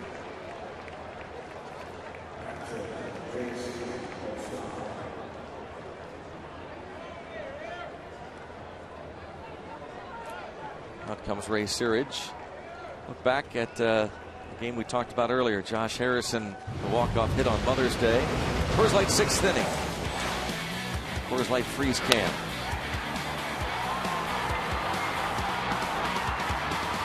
Pharma scores.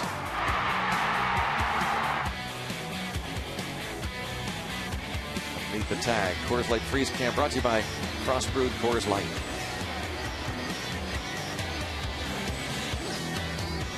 And Mom was there to celebrate. That shaving cream. Yeah.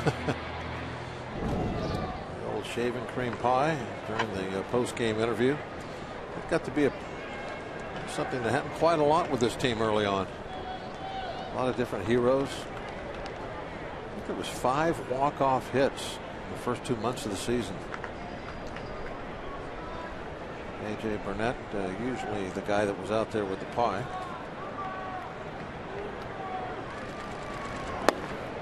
Strike one, looking for a ground ball here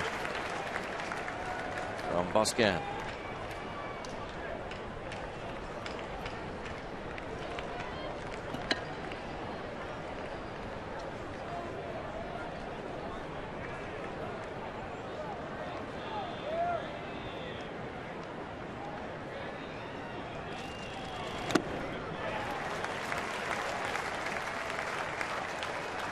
Chipper Jones pinch hit, started the inning with a base hit.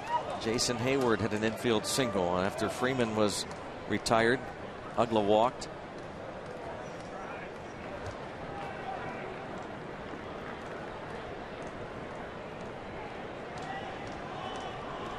Buscan, many years in the minor leagues, parts of 16 seasons in the minors, and into center field, a base hit. Jones scores. Hayward held. Chipper Jones crosses the plate. 3-0.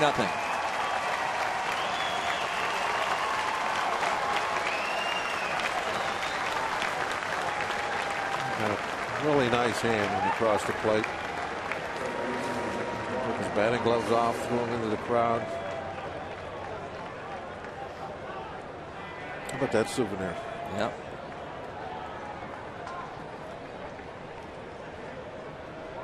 Chipper Jones' batting gloves from his last plate appearance. Last hit. Scored a run.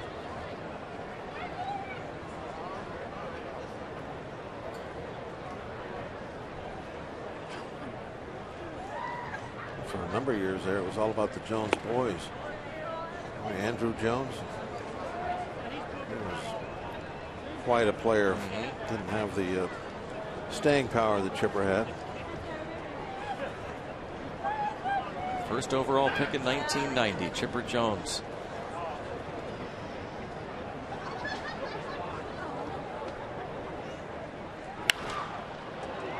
Chipper actually blew his knee out his first year. It was a shortstop, right? I can't remember. I want to say it was during spring training as he was running to first base.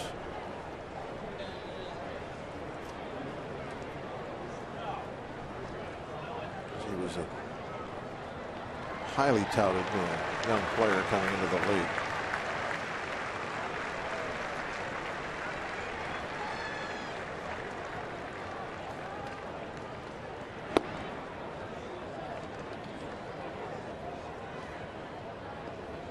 A spring training game against the Yankees in 1994. He did come up through their minor leagues as a shortstop. Must have been a first round pick in 90. Braves were picking pretty high back then. Yeah. That was before they started winning. In on him, bounce to first and a bobble. And boy, there are a couple of ground balls here. The Burnett stab stands out. The Freeman hit it back to the mound, and even though Burnett had a little bit of trouble getting the handle on it, you can tell he had a play at third, decided against that. And here, Garrett Jones on the ground ball, bobbles it, had a shot at second, then too late for that. So another run scores. It's 4-0. You can't pass up opportunities like this. This should end the inning. Get the double play and minimize the damage. Would have been a 3-0 game. And now A.J. Burnett will get, I'm sure, a nice ovation. His final start of the season. And the baseball eventually will. Not happy about leaving, I'm sure. And Hurdle encouraging him, and now A.J. Burnett.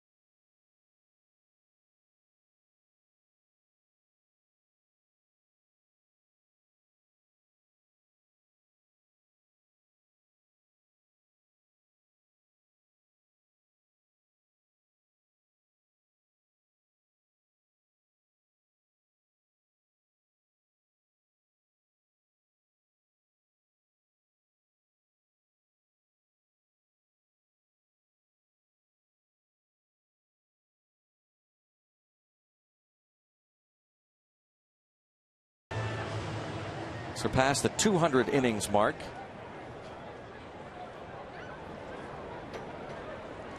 As Chad Qualls takes over. And not the way I'm sure he wanted his last start to go, but as you were saying, Greg, there are a lot of weird things happened to him out there this inning. Ground balls. Should have been a little different, but they put 2 runs up.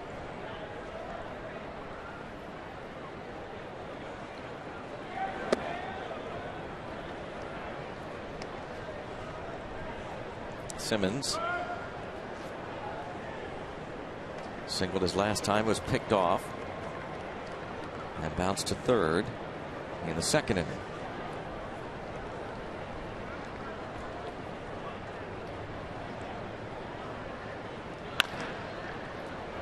Shortstop Barmes on to first. Qualls gets the last out. The last regular season at bat. Chipper Jones's soon-to-be Hall of Fame career ending in Pittsburgh, and a souvenir to be cherished.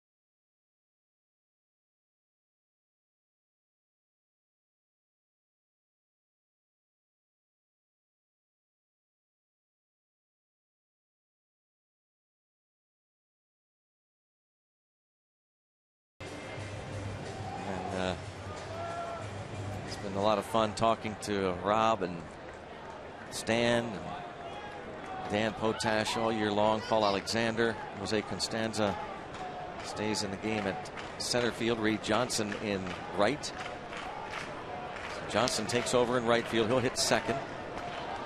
And to Colby.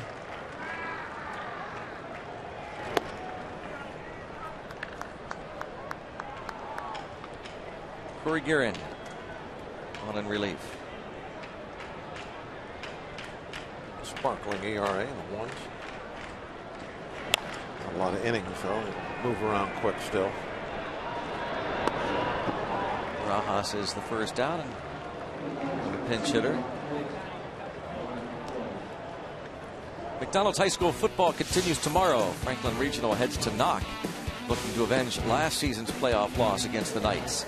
Be here for the live kickoff at 7 and tune in Thursday nights this fall for another season of McDonald's High School football on Root Sports.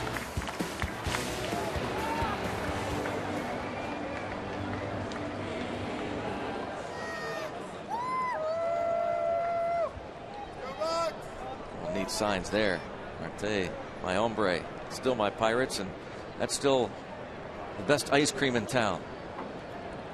That is some real good stuff they have here. Brock Holt bats for Qualls. Remember we were here for a picture on an off day, Greg?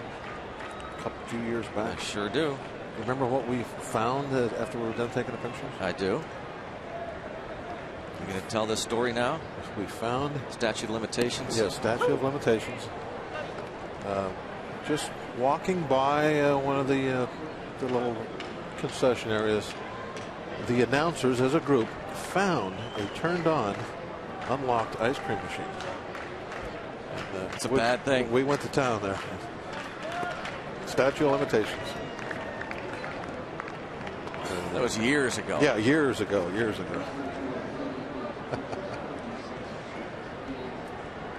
Some good ice cream. It's a hot day also. Remember how hot it was? Oh yeah.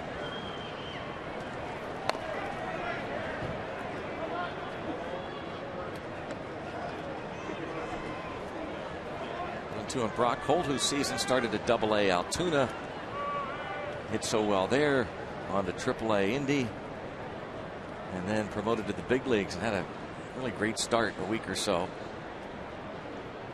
Amazing start. So after a couple of weeks, he was still hitting well over 300. Down to 297 now is Brock Holt.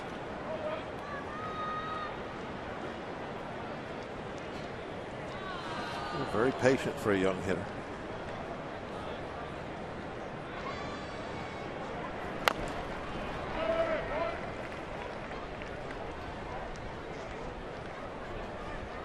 .344 batting average in 126 minor league games this season.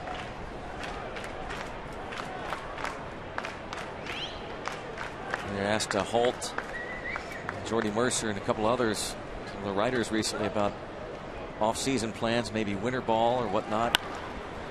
As Holt is robbed of a hit, we talked about this guy earlier, and the gun that he has shows off the leather there. Andrelton Simmons.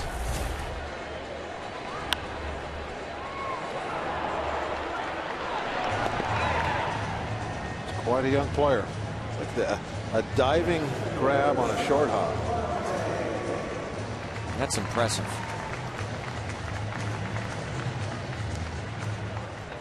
And then bounces up like he was made of rubber. And what would you call that going across? A frozen rope? Yep.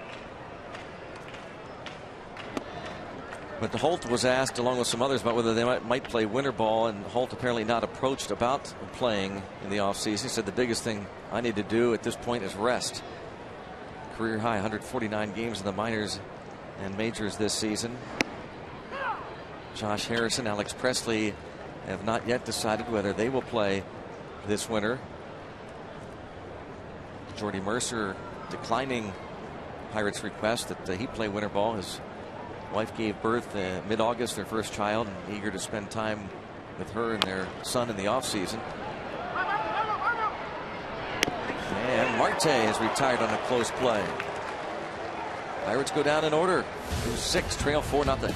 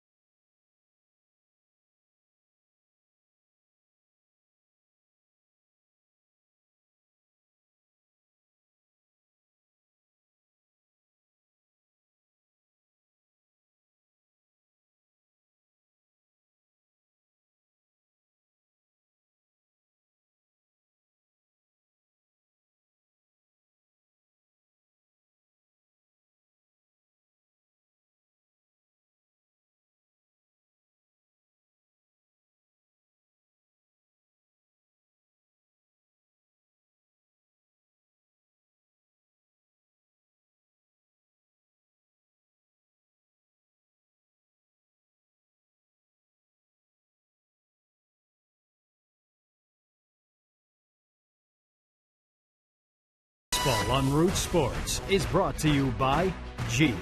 Now get a great deal on a legendary Jeep vehicle at the Jeep Summer Clearance Event. By AT&T, the nation's largest 4G network. AT&T, rethink possible. And by Levin Furniture and the all-new Levin Mattress Stores. For a great deal on a new bed, shop Levin's. Let's go Bucks! 4-zip. And on to the 7th. Atlanta leads Pittsburgh. Get ready for every WVU football game this season with Mountaineer Game Time on Root Sports. Tune in for an exclusive preview of the Mountaineers game against the Texas Longhorns. Get in-depth look at their 2012 season in the Big 12. All part of One Wild and Wonderful Sports. Starts this Saturday at 11 on Root Sports.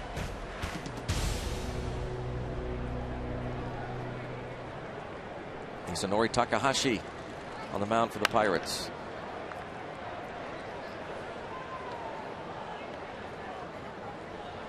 Eight games for Takahashi. Hasn't been easy for him as a Pirate. ERA up almost 10.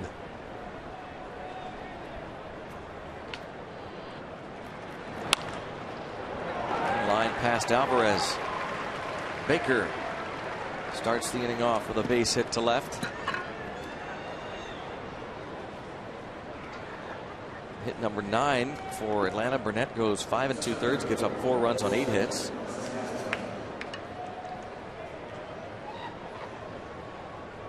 Left-hand batter Jose Constanza.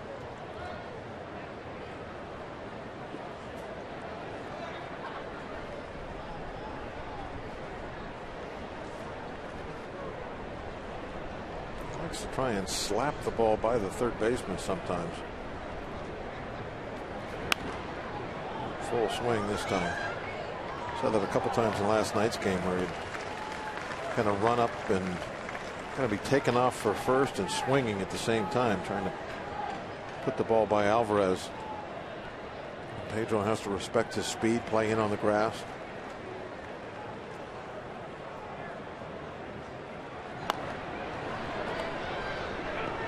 Just a straight bunt that time.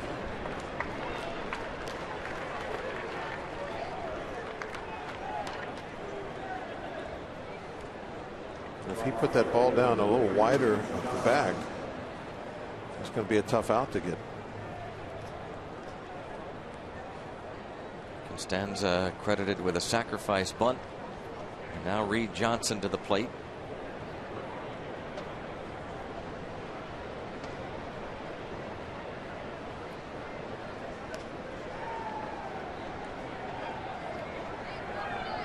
That was an excellent trivia question today, by the way. Good one to end on.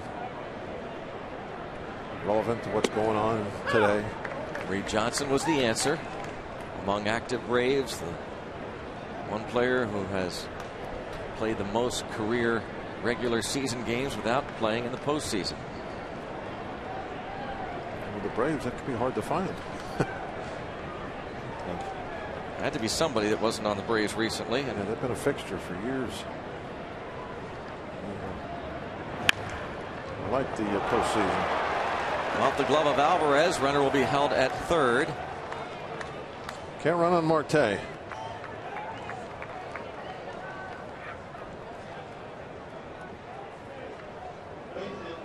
This is a base hit. Pedro trying to pick that ball out of the dirt.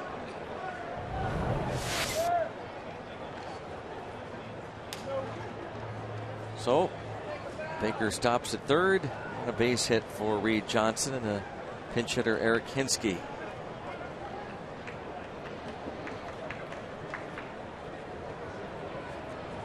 We knew that the answer to the question wasn't this guy. In the postseason with several different teams, some players just have that knack.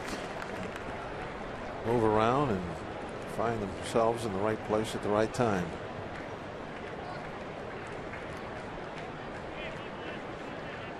In the playoffs with Boston 2007 when he was dealt from Toronto in the summer of 06. His first taste of postseason play the following year.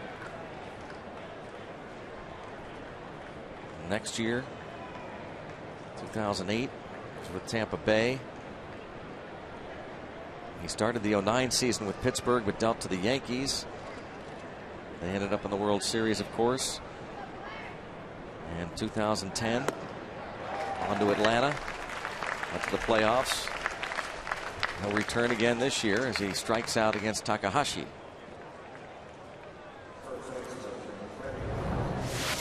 much of a swing on the strike three. That was kind of the last day of the season at bat.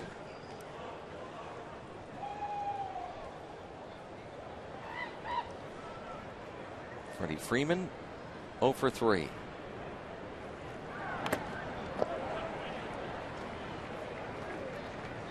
Takes off Barajas' mask.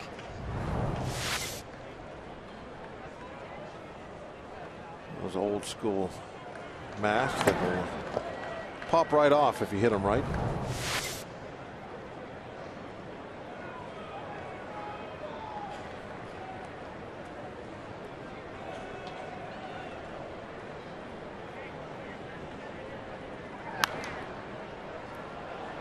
Into foul territory. Alvarez going over. Just out of play.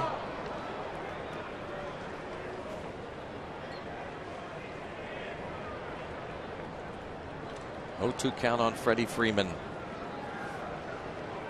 23 homers, 94 runs batted in.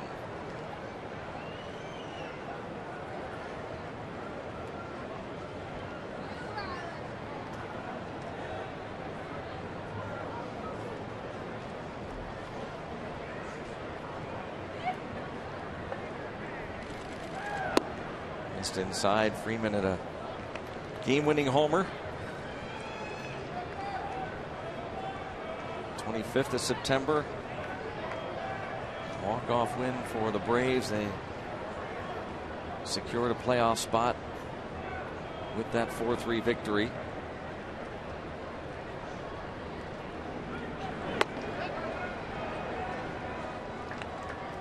A little ironic because it was Freeman who made the last out last season in the Braves collapse.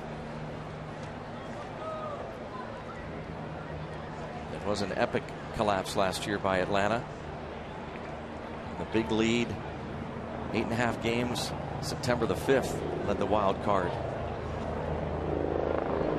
Eliminated the final day. Lost out to St. Louis.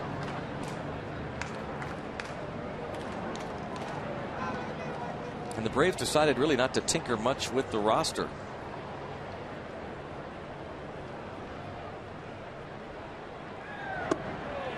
Takahashi strikes out Freeman. Gonna keep it here for Take Me Out to the Ball Game one final time. And today's 7th inning stretch is presented to you by the new face of Northwood Realty Services. Pirates trail 4-0, looking to rally. 7th inning stretch time here at PNC Park. Final game of the year. Home on Root Sports as we sing Take Me Out to the Ball Game.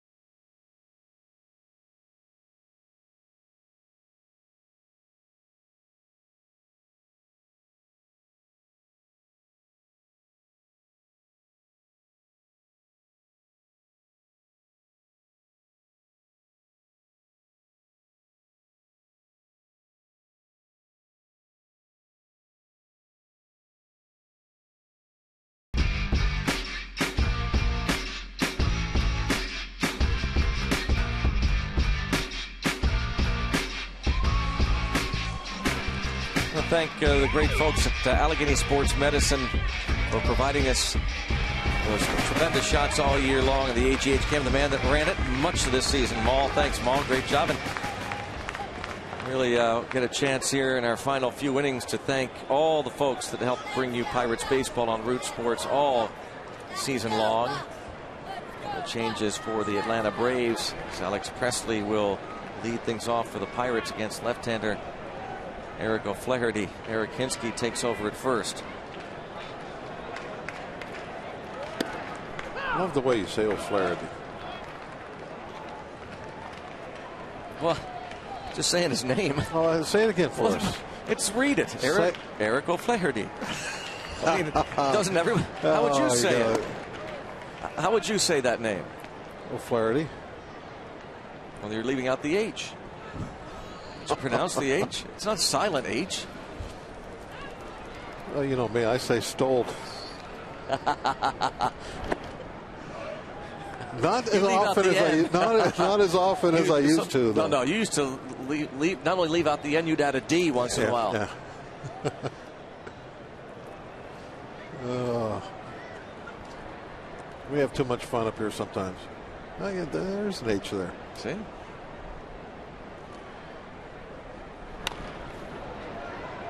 Presley will be retired. One down, bottom of the 7th inning. And we do have a lot of fun, and it has been, regardless of the season record, a great year. Great crew. I say this every year, and it's so true. We are so blessed and fortunate to have some of the very best cameramen and women and operators, technicians. We're not just saying that. This is something that's known factual. You talk all about around the country. Yep. Everybody says Pittsburgh's the best. And so many of these folks actually go out and cover other sports nationally. This ball hit in the air to center.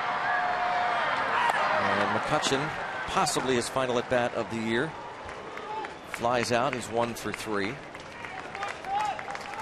And some fans are recognizing that.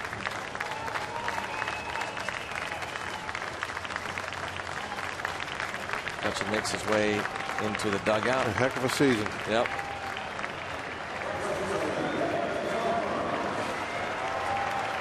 They had those exit interviews in Clint Hurdle's office the past couple of weeks. Each player going in there. Hurdle, Neil Huntington. And Neil Huntington pointed out that all McCutchen wanted to do was to ask, how can I get better? What can I do? I want to get better. I want this team to be better next year, and we're going to finish what we started next season. Well, for one, that's the kind of attitude that they all need. Every one of those guys in the dugout need to think like Andrew. What can I do to improve? And this is a guy who's had one of the best years in all of baseball. But that's, goes back to the very first thing we were talking about about when they get home a couple weeks from now, you can really look back. And without you're no longer now in a microscope. You're not reading about yourself in the paper every day. The bad September is done. Nothing you can do about it. You can really be, I think, a little more honest about what went wrong, what we need to change. How can I change to prevent anything like this happening again? And I'm sure that they will all do that in their own way.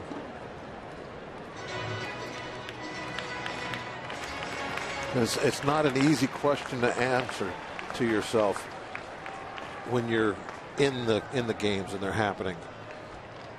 I think it's just human nature to be a little defensive. Pirates have been retired in order in 3 straight innings and in all but 2 frames this afternoon.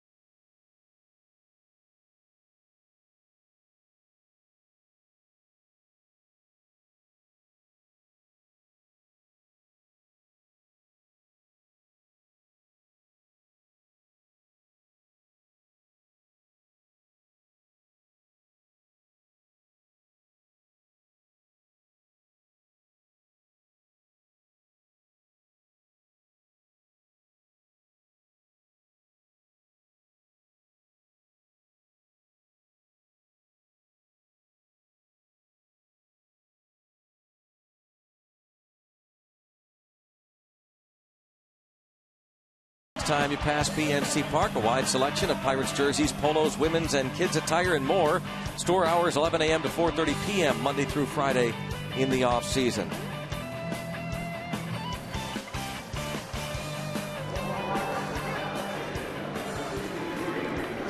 Chris LaRue will take over on the mound for the Pirates. 20,615 the announced paid attendance. Billy Murillo went on the all-time greatest. And we can't thank that guy enough. He's one of the underrated people. And he's not the greatest in terms of walking, from one location to another. He'll struggle. No doubt about that. Yeah. But the stuff that he does to take care of us up here. And he does it without any fanfare. Just quietly, you see something done. He created this contraption for me. Thank you, Billy. All the folks. 20,615 the paid attendance. And the season total, 2,091,918 over 80 dates. A little over 26,000 average attendance. Great support from Pirate fans everywhere. And again, we thank so many who put these telecasts together. And how about this little touch of class? Andrew McCutchen is going to leave. Nice work there from Clint Hurdle. Great job. McCutchen took the field, and now he'll be replaced. And we'll let you listen to this.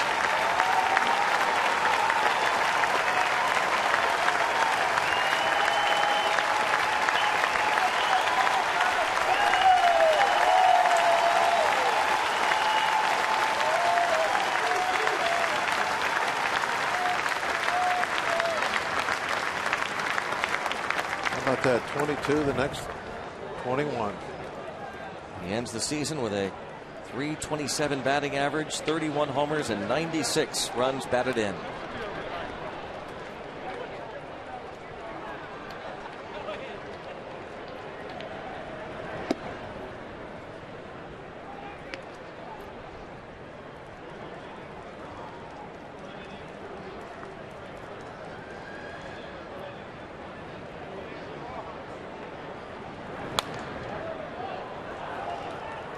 Very nice move there by Clint Hurdle.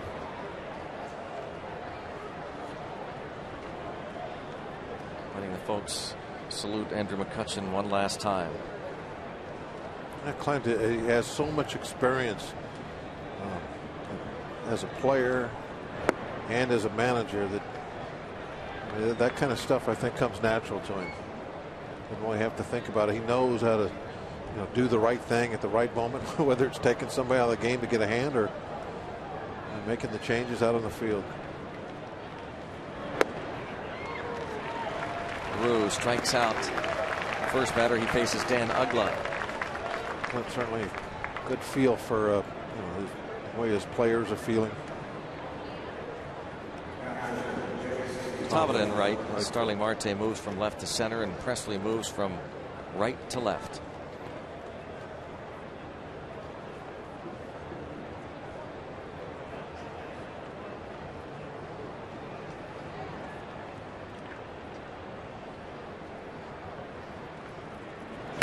J.C. Boskin.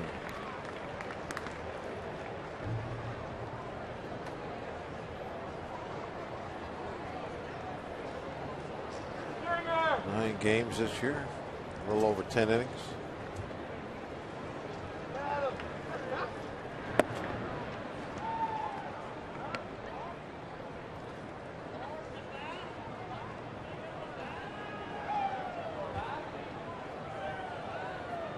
Rue injured much of this season, and then to AAA Indianapolis, made 21 appearances, 7 starts.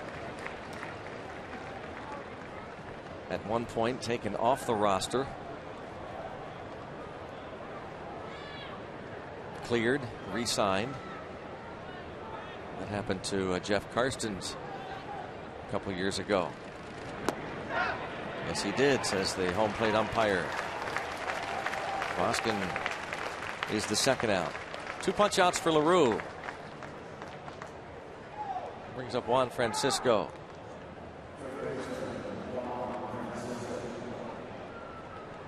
A message to the bullpen. Yep. We're looking back at the ballpark from Clemente Bridge.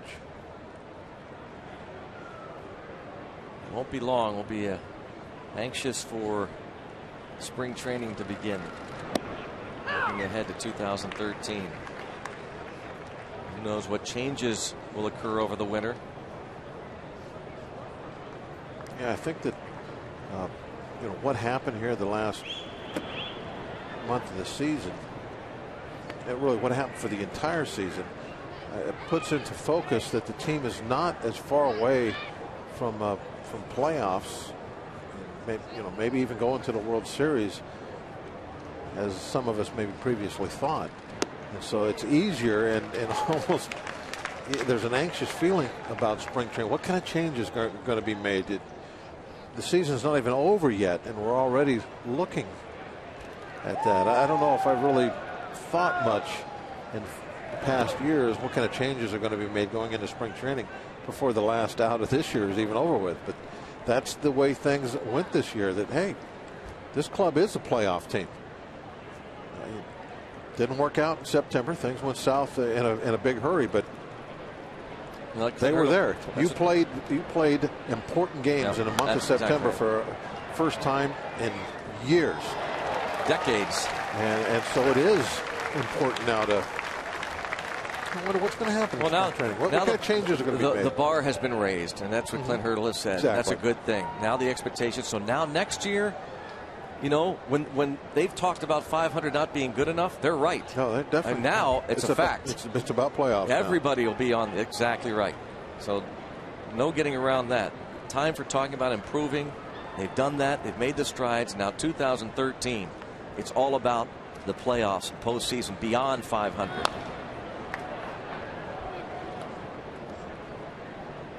How many days? 179. Pirates will host the Cubs April the 1st. A.J. Burnett on the mound that day. McCutcheon at center. Terry's got to be here. He's everywhere.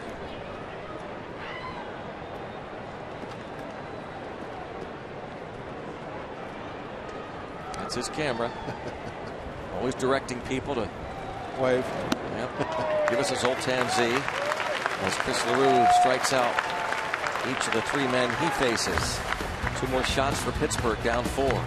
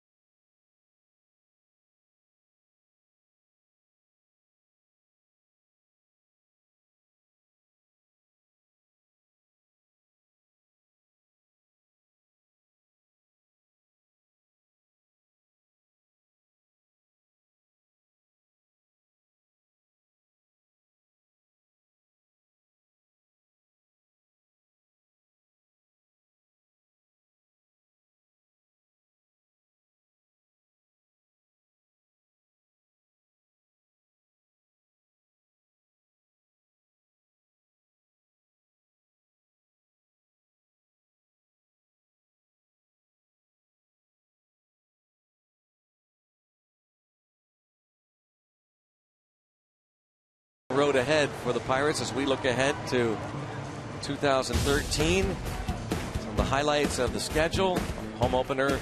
The Pirates host the Cubs in the first series starting April the 1st. 19 games against each club in the National League Central Division, which of course will be reduced because of Houston going to the American League. And The American League Astros will be coming to town, part of interleague play, along with the Mariners, Tigers, and A's. And the Bucks will travel to Detroit and LA, Seattle, and Texas. Johnny Venters taking over on the mound. It's going to be fun going to American League cities, Anaheim and Seattle. Seattle, a very interesting ballpark in a great part of the country. And I think that the Angel Stadium is one of the best ballparks that we've been to over the years. I really like that. A neat place. I think when people talk about great ballparks, that never really gets mentioned for some reason. Pedro Alvarez strikes out all 3 at bats. Kind of a mixed bag for Pedro Alvarez. The overall numbers, the power numbers, good. 30 homers, 85 RBIs. But I'm sure as he reflects, he's going to try to figure out what it will take to be more consistent. The power numbers, the home runs came in clusters. Well, he proved that he can be the type of hitter that everybody thought he could be. 30 home run man. He's got that tremendous power. And the next step, obviously, nice little play up the middle. Next step, obviously, is to find consistency. With consistency, he's going to be putting more balls in play, striking out less. And I think that he's capable of a 40 home run year, not just in the 30s, but 40 and beyond. He's got to cut down, get that ball put in play a little more often. I think something different from Pedro this year that we haven't seen much in the past is he started to use that left center field quite a bit. Not trying to pull the ball so much. Definitely a breakout type year for him, but there's a lot more there to come.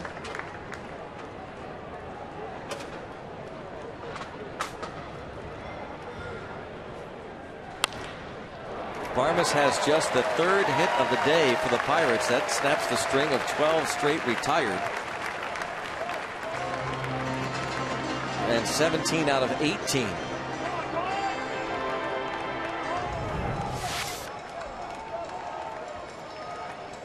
Fastball just right down the middle, about knee high.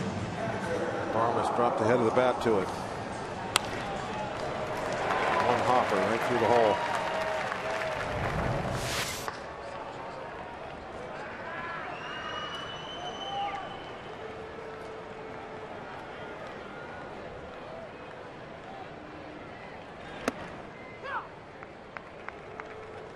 Barajas 0 for 2.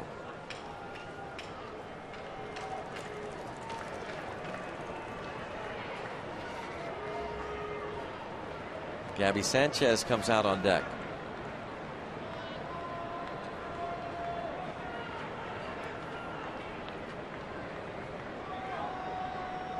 Seven different pitchers have been used by Freddie Gonzalez today. Ben Sheets started, went 3 innings, his final start of his career.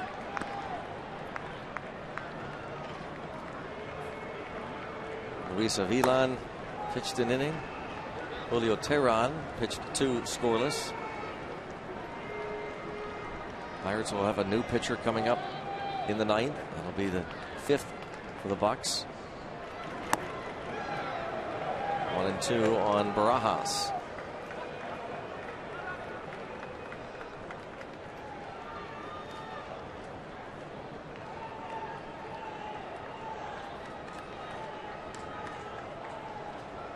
Stay tuned after the game, after the post game.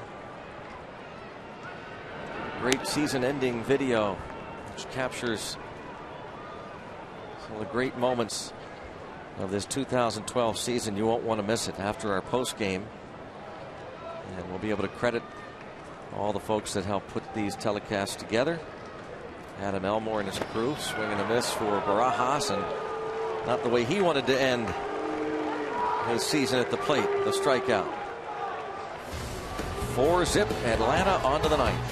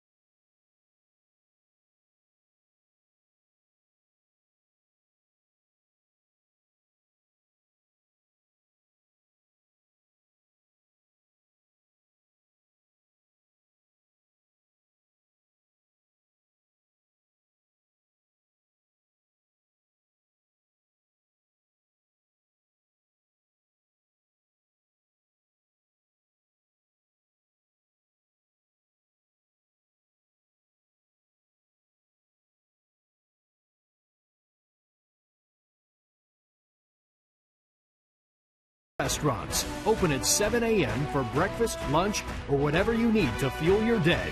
Subway, where winners eat. Let's go Bucks! Ninth inning. 4-0 Atlanta.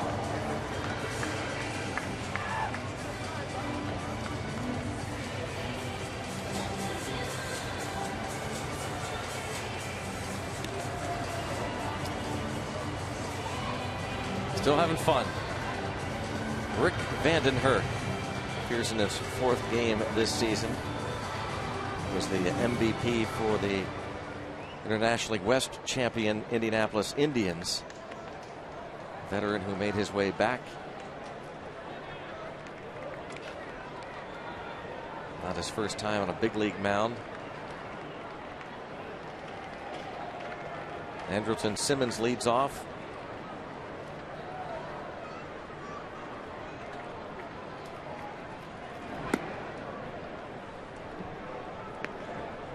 Ball 1. He is 1 out of 3.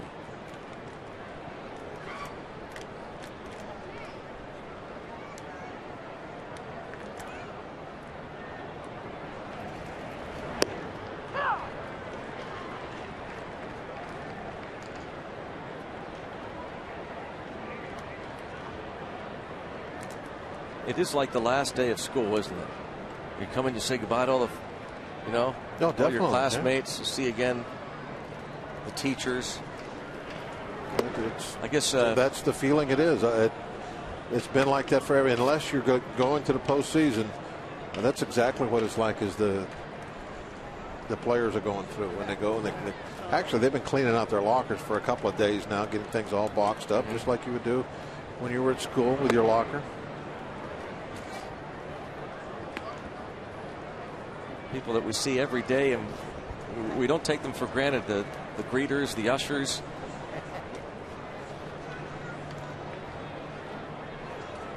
Security personnel, grounds crew. We say goodbye for the off season and look forward to seeing them again in April. It's bittersweet, and it's so much like those in most cases, the biggest fans, the biggest Pirate fans, are those people that are working here. They live and die every game. Dave, for example. Yeah. It's those ear covers. Simmons puts a charge into one, but really short of the wall. Those are actually very comfortable, by the way. I used a pair of those over on the radio broadcast. Our engineer Doran Check uses them all the time. Yeah, he's converted. Yeah, they're very comfortable.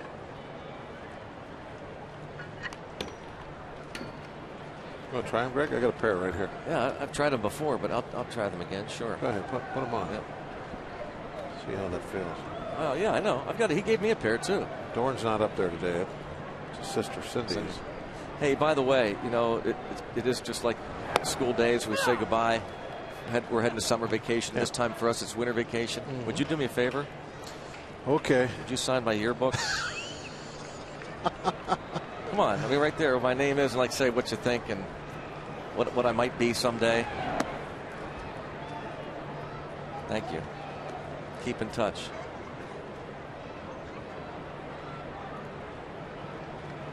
There's our class clown. No, he's not. There you go. He's the best. You're the best, John Wayner, and all the color analysts. John doesn't get to take part in all this good stuff. Our teachers, I guess, would be like Christian and Pete. Yeah. Right? Garda's the principal. There's the principal. Yeah. Boy, don't get the principal mad. No, you don't want to be called into his office. I had to do detention last week.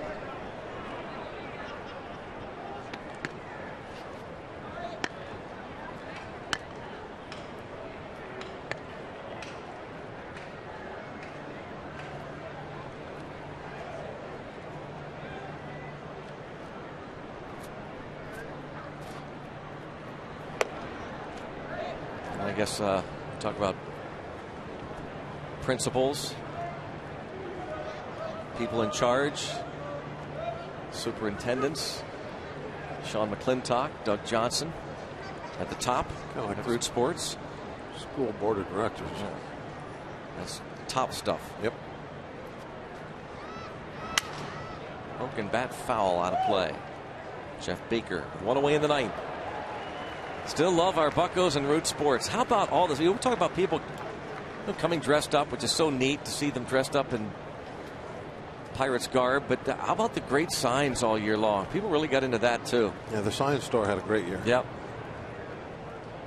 That was really a tradition over in Three Rivers. The signs, the banners. When you thought of Three Rivers in a baseball game, there were some signs that were there every single night. No matter what. Remember the old Cobra sign they used to bounce around? That banner that was hung up earlier. You know, Pops referring to Willie Stargell, who was a member of the Atlanta Braves coaching staff when Chipper Jones was a young player in the minor leagues. Willie, one of those rare players that never wore another uniform to the plate. Always a Pirate.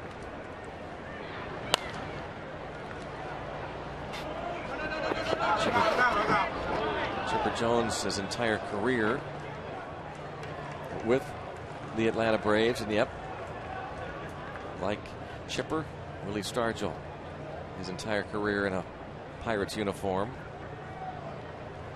And Chuck Tanner took Willie down to Atlanta in 1986 when he became the Braves manager.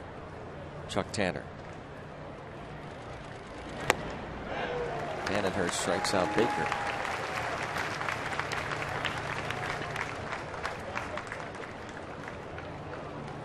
So that's kind of a neat sign. Think about the ties that Willie Stargell had to Atlanta as a coach.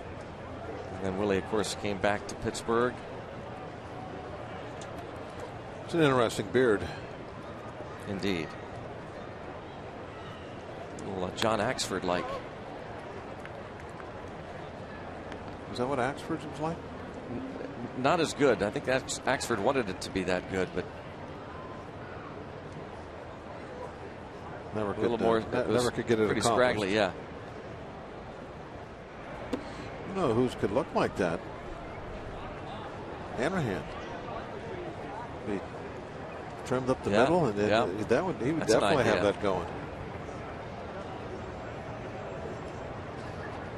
Joel sitting by the phone.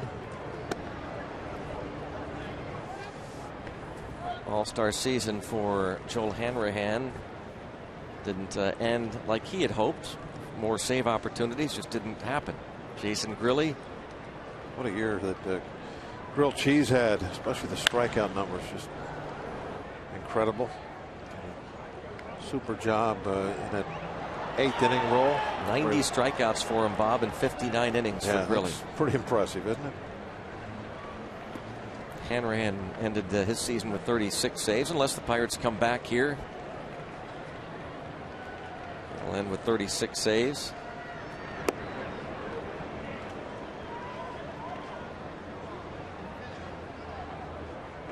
It's going to end with 36 anyway, Greg. Not 37, huh? No, it's going to be tough for him to pick up a save today. Well, like I said, unless Pirates were to rally. Ball bounces to first, and last chance. Head to the bottom of the ninth, down 4.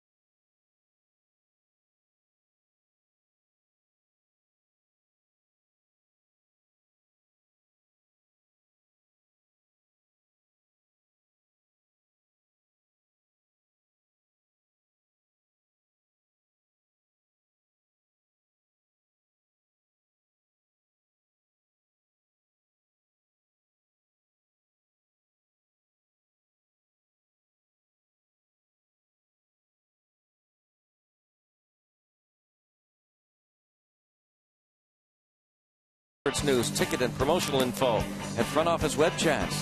And for even more insider scoops, sign up to become a registered user and receive the eBucks online newsletter, special ticket offers, and other exclusive content.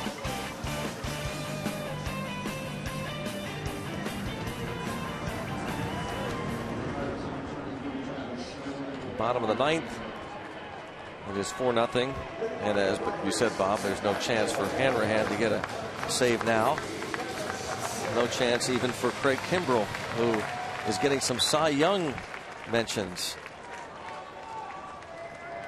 Hey guys, real quickly before we wrap it up in 2012, big thank you to you and the rest of the crew for all your hard work this year. It's been a lot of fun. Got a chance to travel again with you guys for the first time in a few years. Had a blast, not only with the players, but you guys as well. Thank you. Well, thank you, Dan. Great job, great work. It has been a lot of fun. And we enjoyed having you out on the road, too. We had some good times. Yep. It was a We did have some good meetings, Dan. Some good meetings. Yeah, good talk. Good talk. There you good go. talk. Ban the DH. That's right. That's right. Oh, that was a little bit of a theme we had going for most of the year. I think that'll be back. I think it'll be back. I hope so. I hope it stays. It has to. I like to have a lot of fun with the ban the DH, but I do want them to ban the DH. No. It won't ever happen, but it's fun to talk about and wish. No, the point of that whole thing was when we discussed this earlier this summer, we said that we needed Bob to lead the way, and Snyder delivers with a pinch hit single. Talking about banning the DH, but keeping it away from the National League, because now that we have basically interleague play almost every day starting next year, the concern is going to be that as time goes on, they're going to say, well, we might as well just include it both sides. We cannot let that happen. No, that can't happen. So that's why Bob is leading the candidate, the leading candidate in the ban the DH party. Starling Marte at the plate. Oh, man.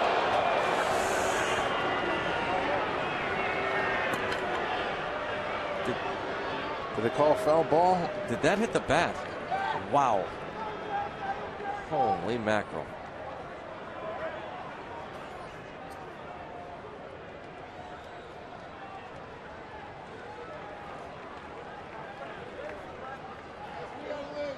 Todd Tomczyk checking.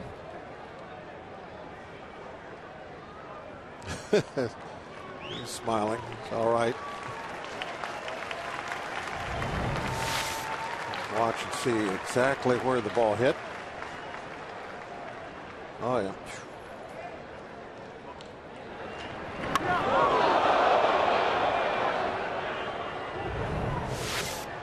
That would not have been a good way to end the year.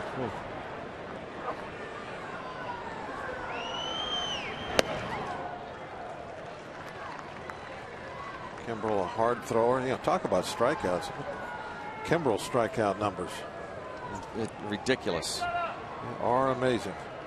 Since May the 4th, 51 appearances, 0.53 ERA. In 50 2/3 innings. During that stretch, he has struck out 94 and walked 6.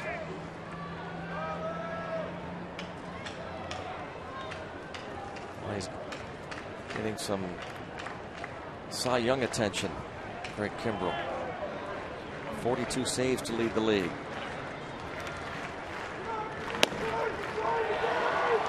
Strikes out Marte.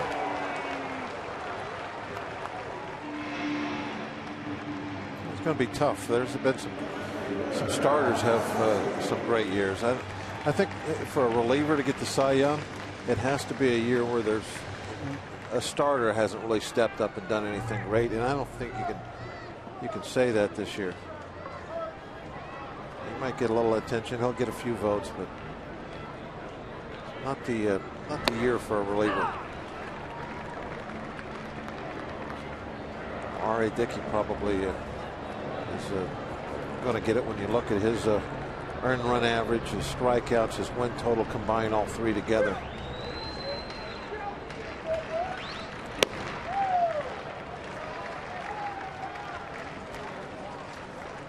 That's who I would go with.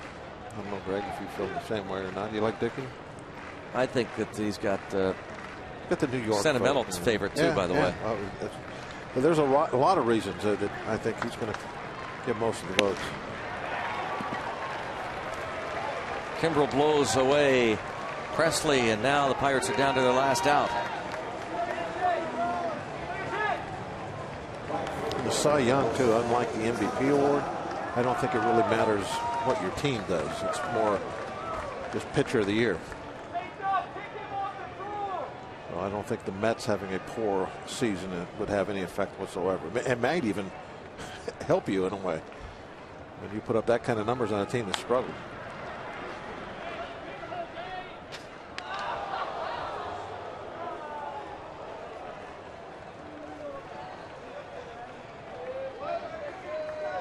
A couple months you can ice skate up that river.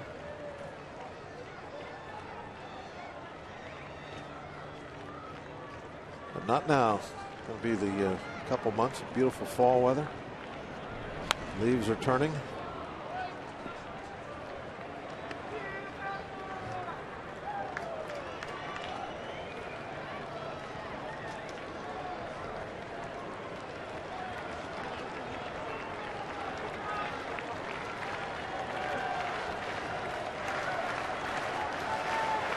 Chipper Jones had a hit, pinch hit single in this one.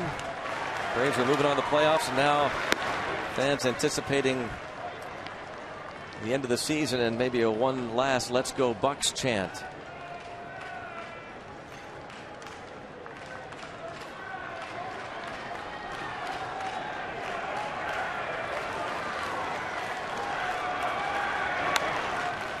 Still 1-2 on Tabata.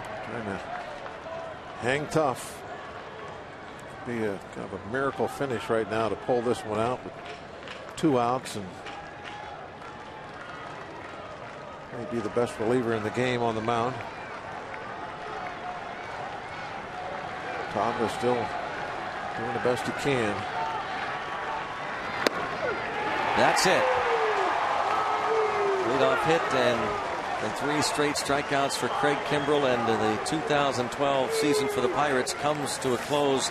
Their final record, 79 wins and 83 losses. Not the way that we thought it was going to work out a couple of months ago going into August, but what happened. You can't do it over, that's for sure, but you can think about what happened and look forward to next year. As we were talking about just a couple innings ago, it no longer will be about trying to make progress and move ahead and the things that we've talked about the last couple of years. Next year it's all about the playoffs. That nothing else is going to matter. They can look across the diamond at a team in the Braves that collapsed in September historically, and as down as any organization could possibly be, but they held true to what they believed and didn't make a ton of changes. Not saying that the Pirates aren't going to make a lot of changes, but led by that man and the pitching staff you talked about, Bob, and now they are back in the playoffs.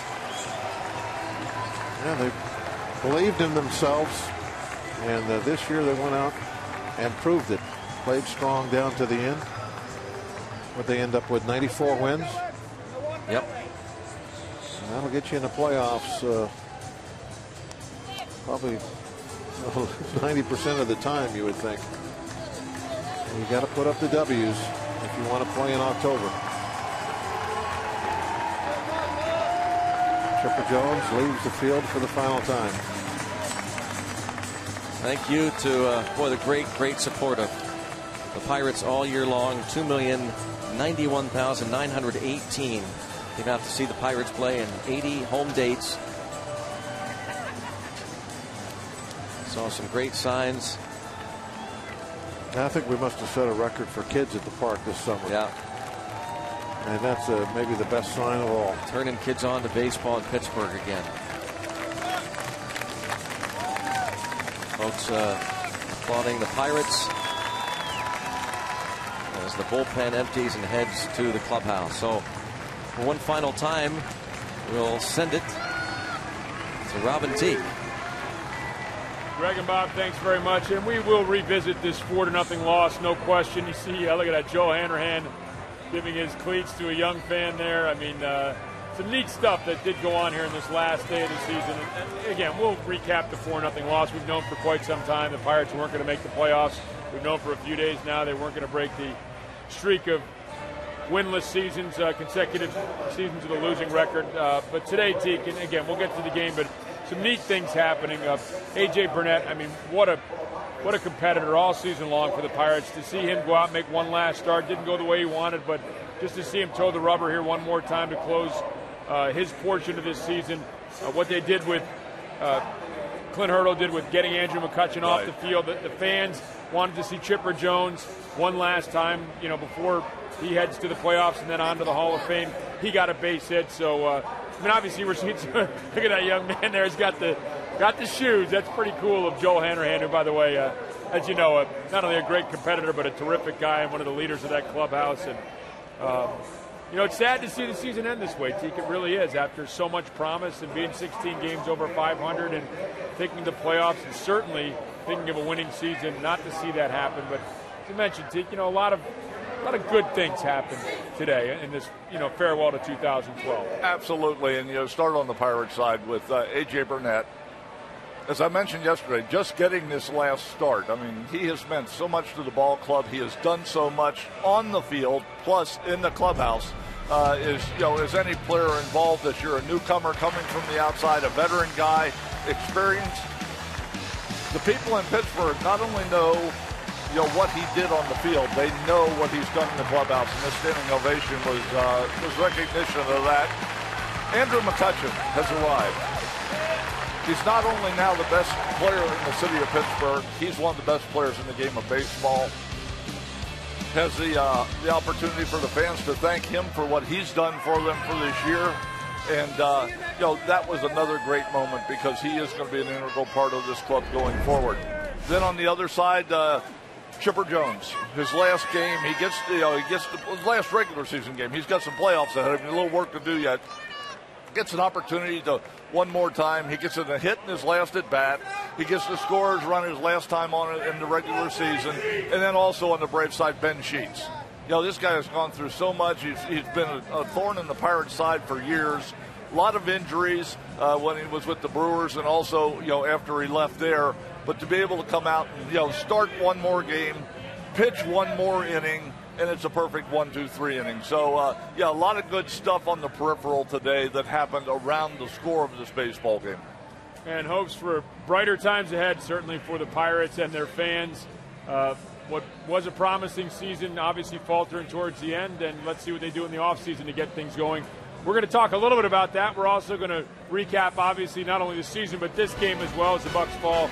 4-0 was the final. We'll have highlights, other highlights from around the league. We'll get you caught up on what's going on with all the pennant races, all the implications going into a very important last day of the season around Major League Baseball, and post-game reaction to the Bucks as well. And our final Ask Teak, all to come on Pirates post-game next.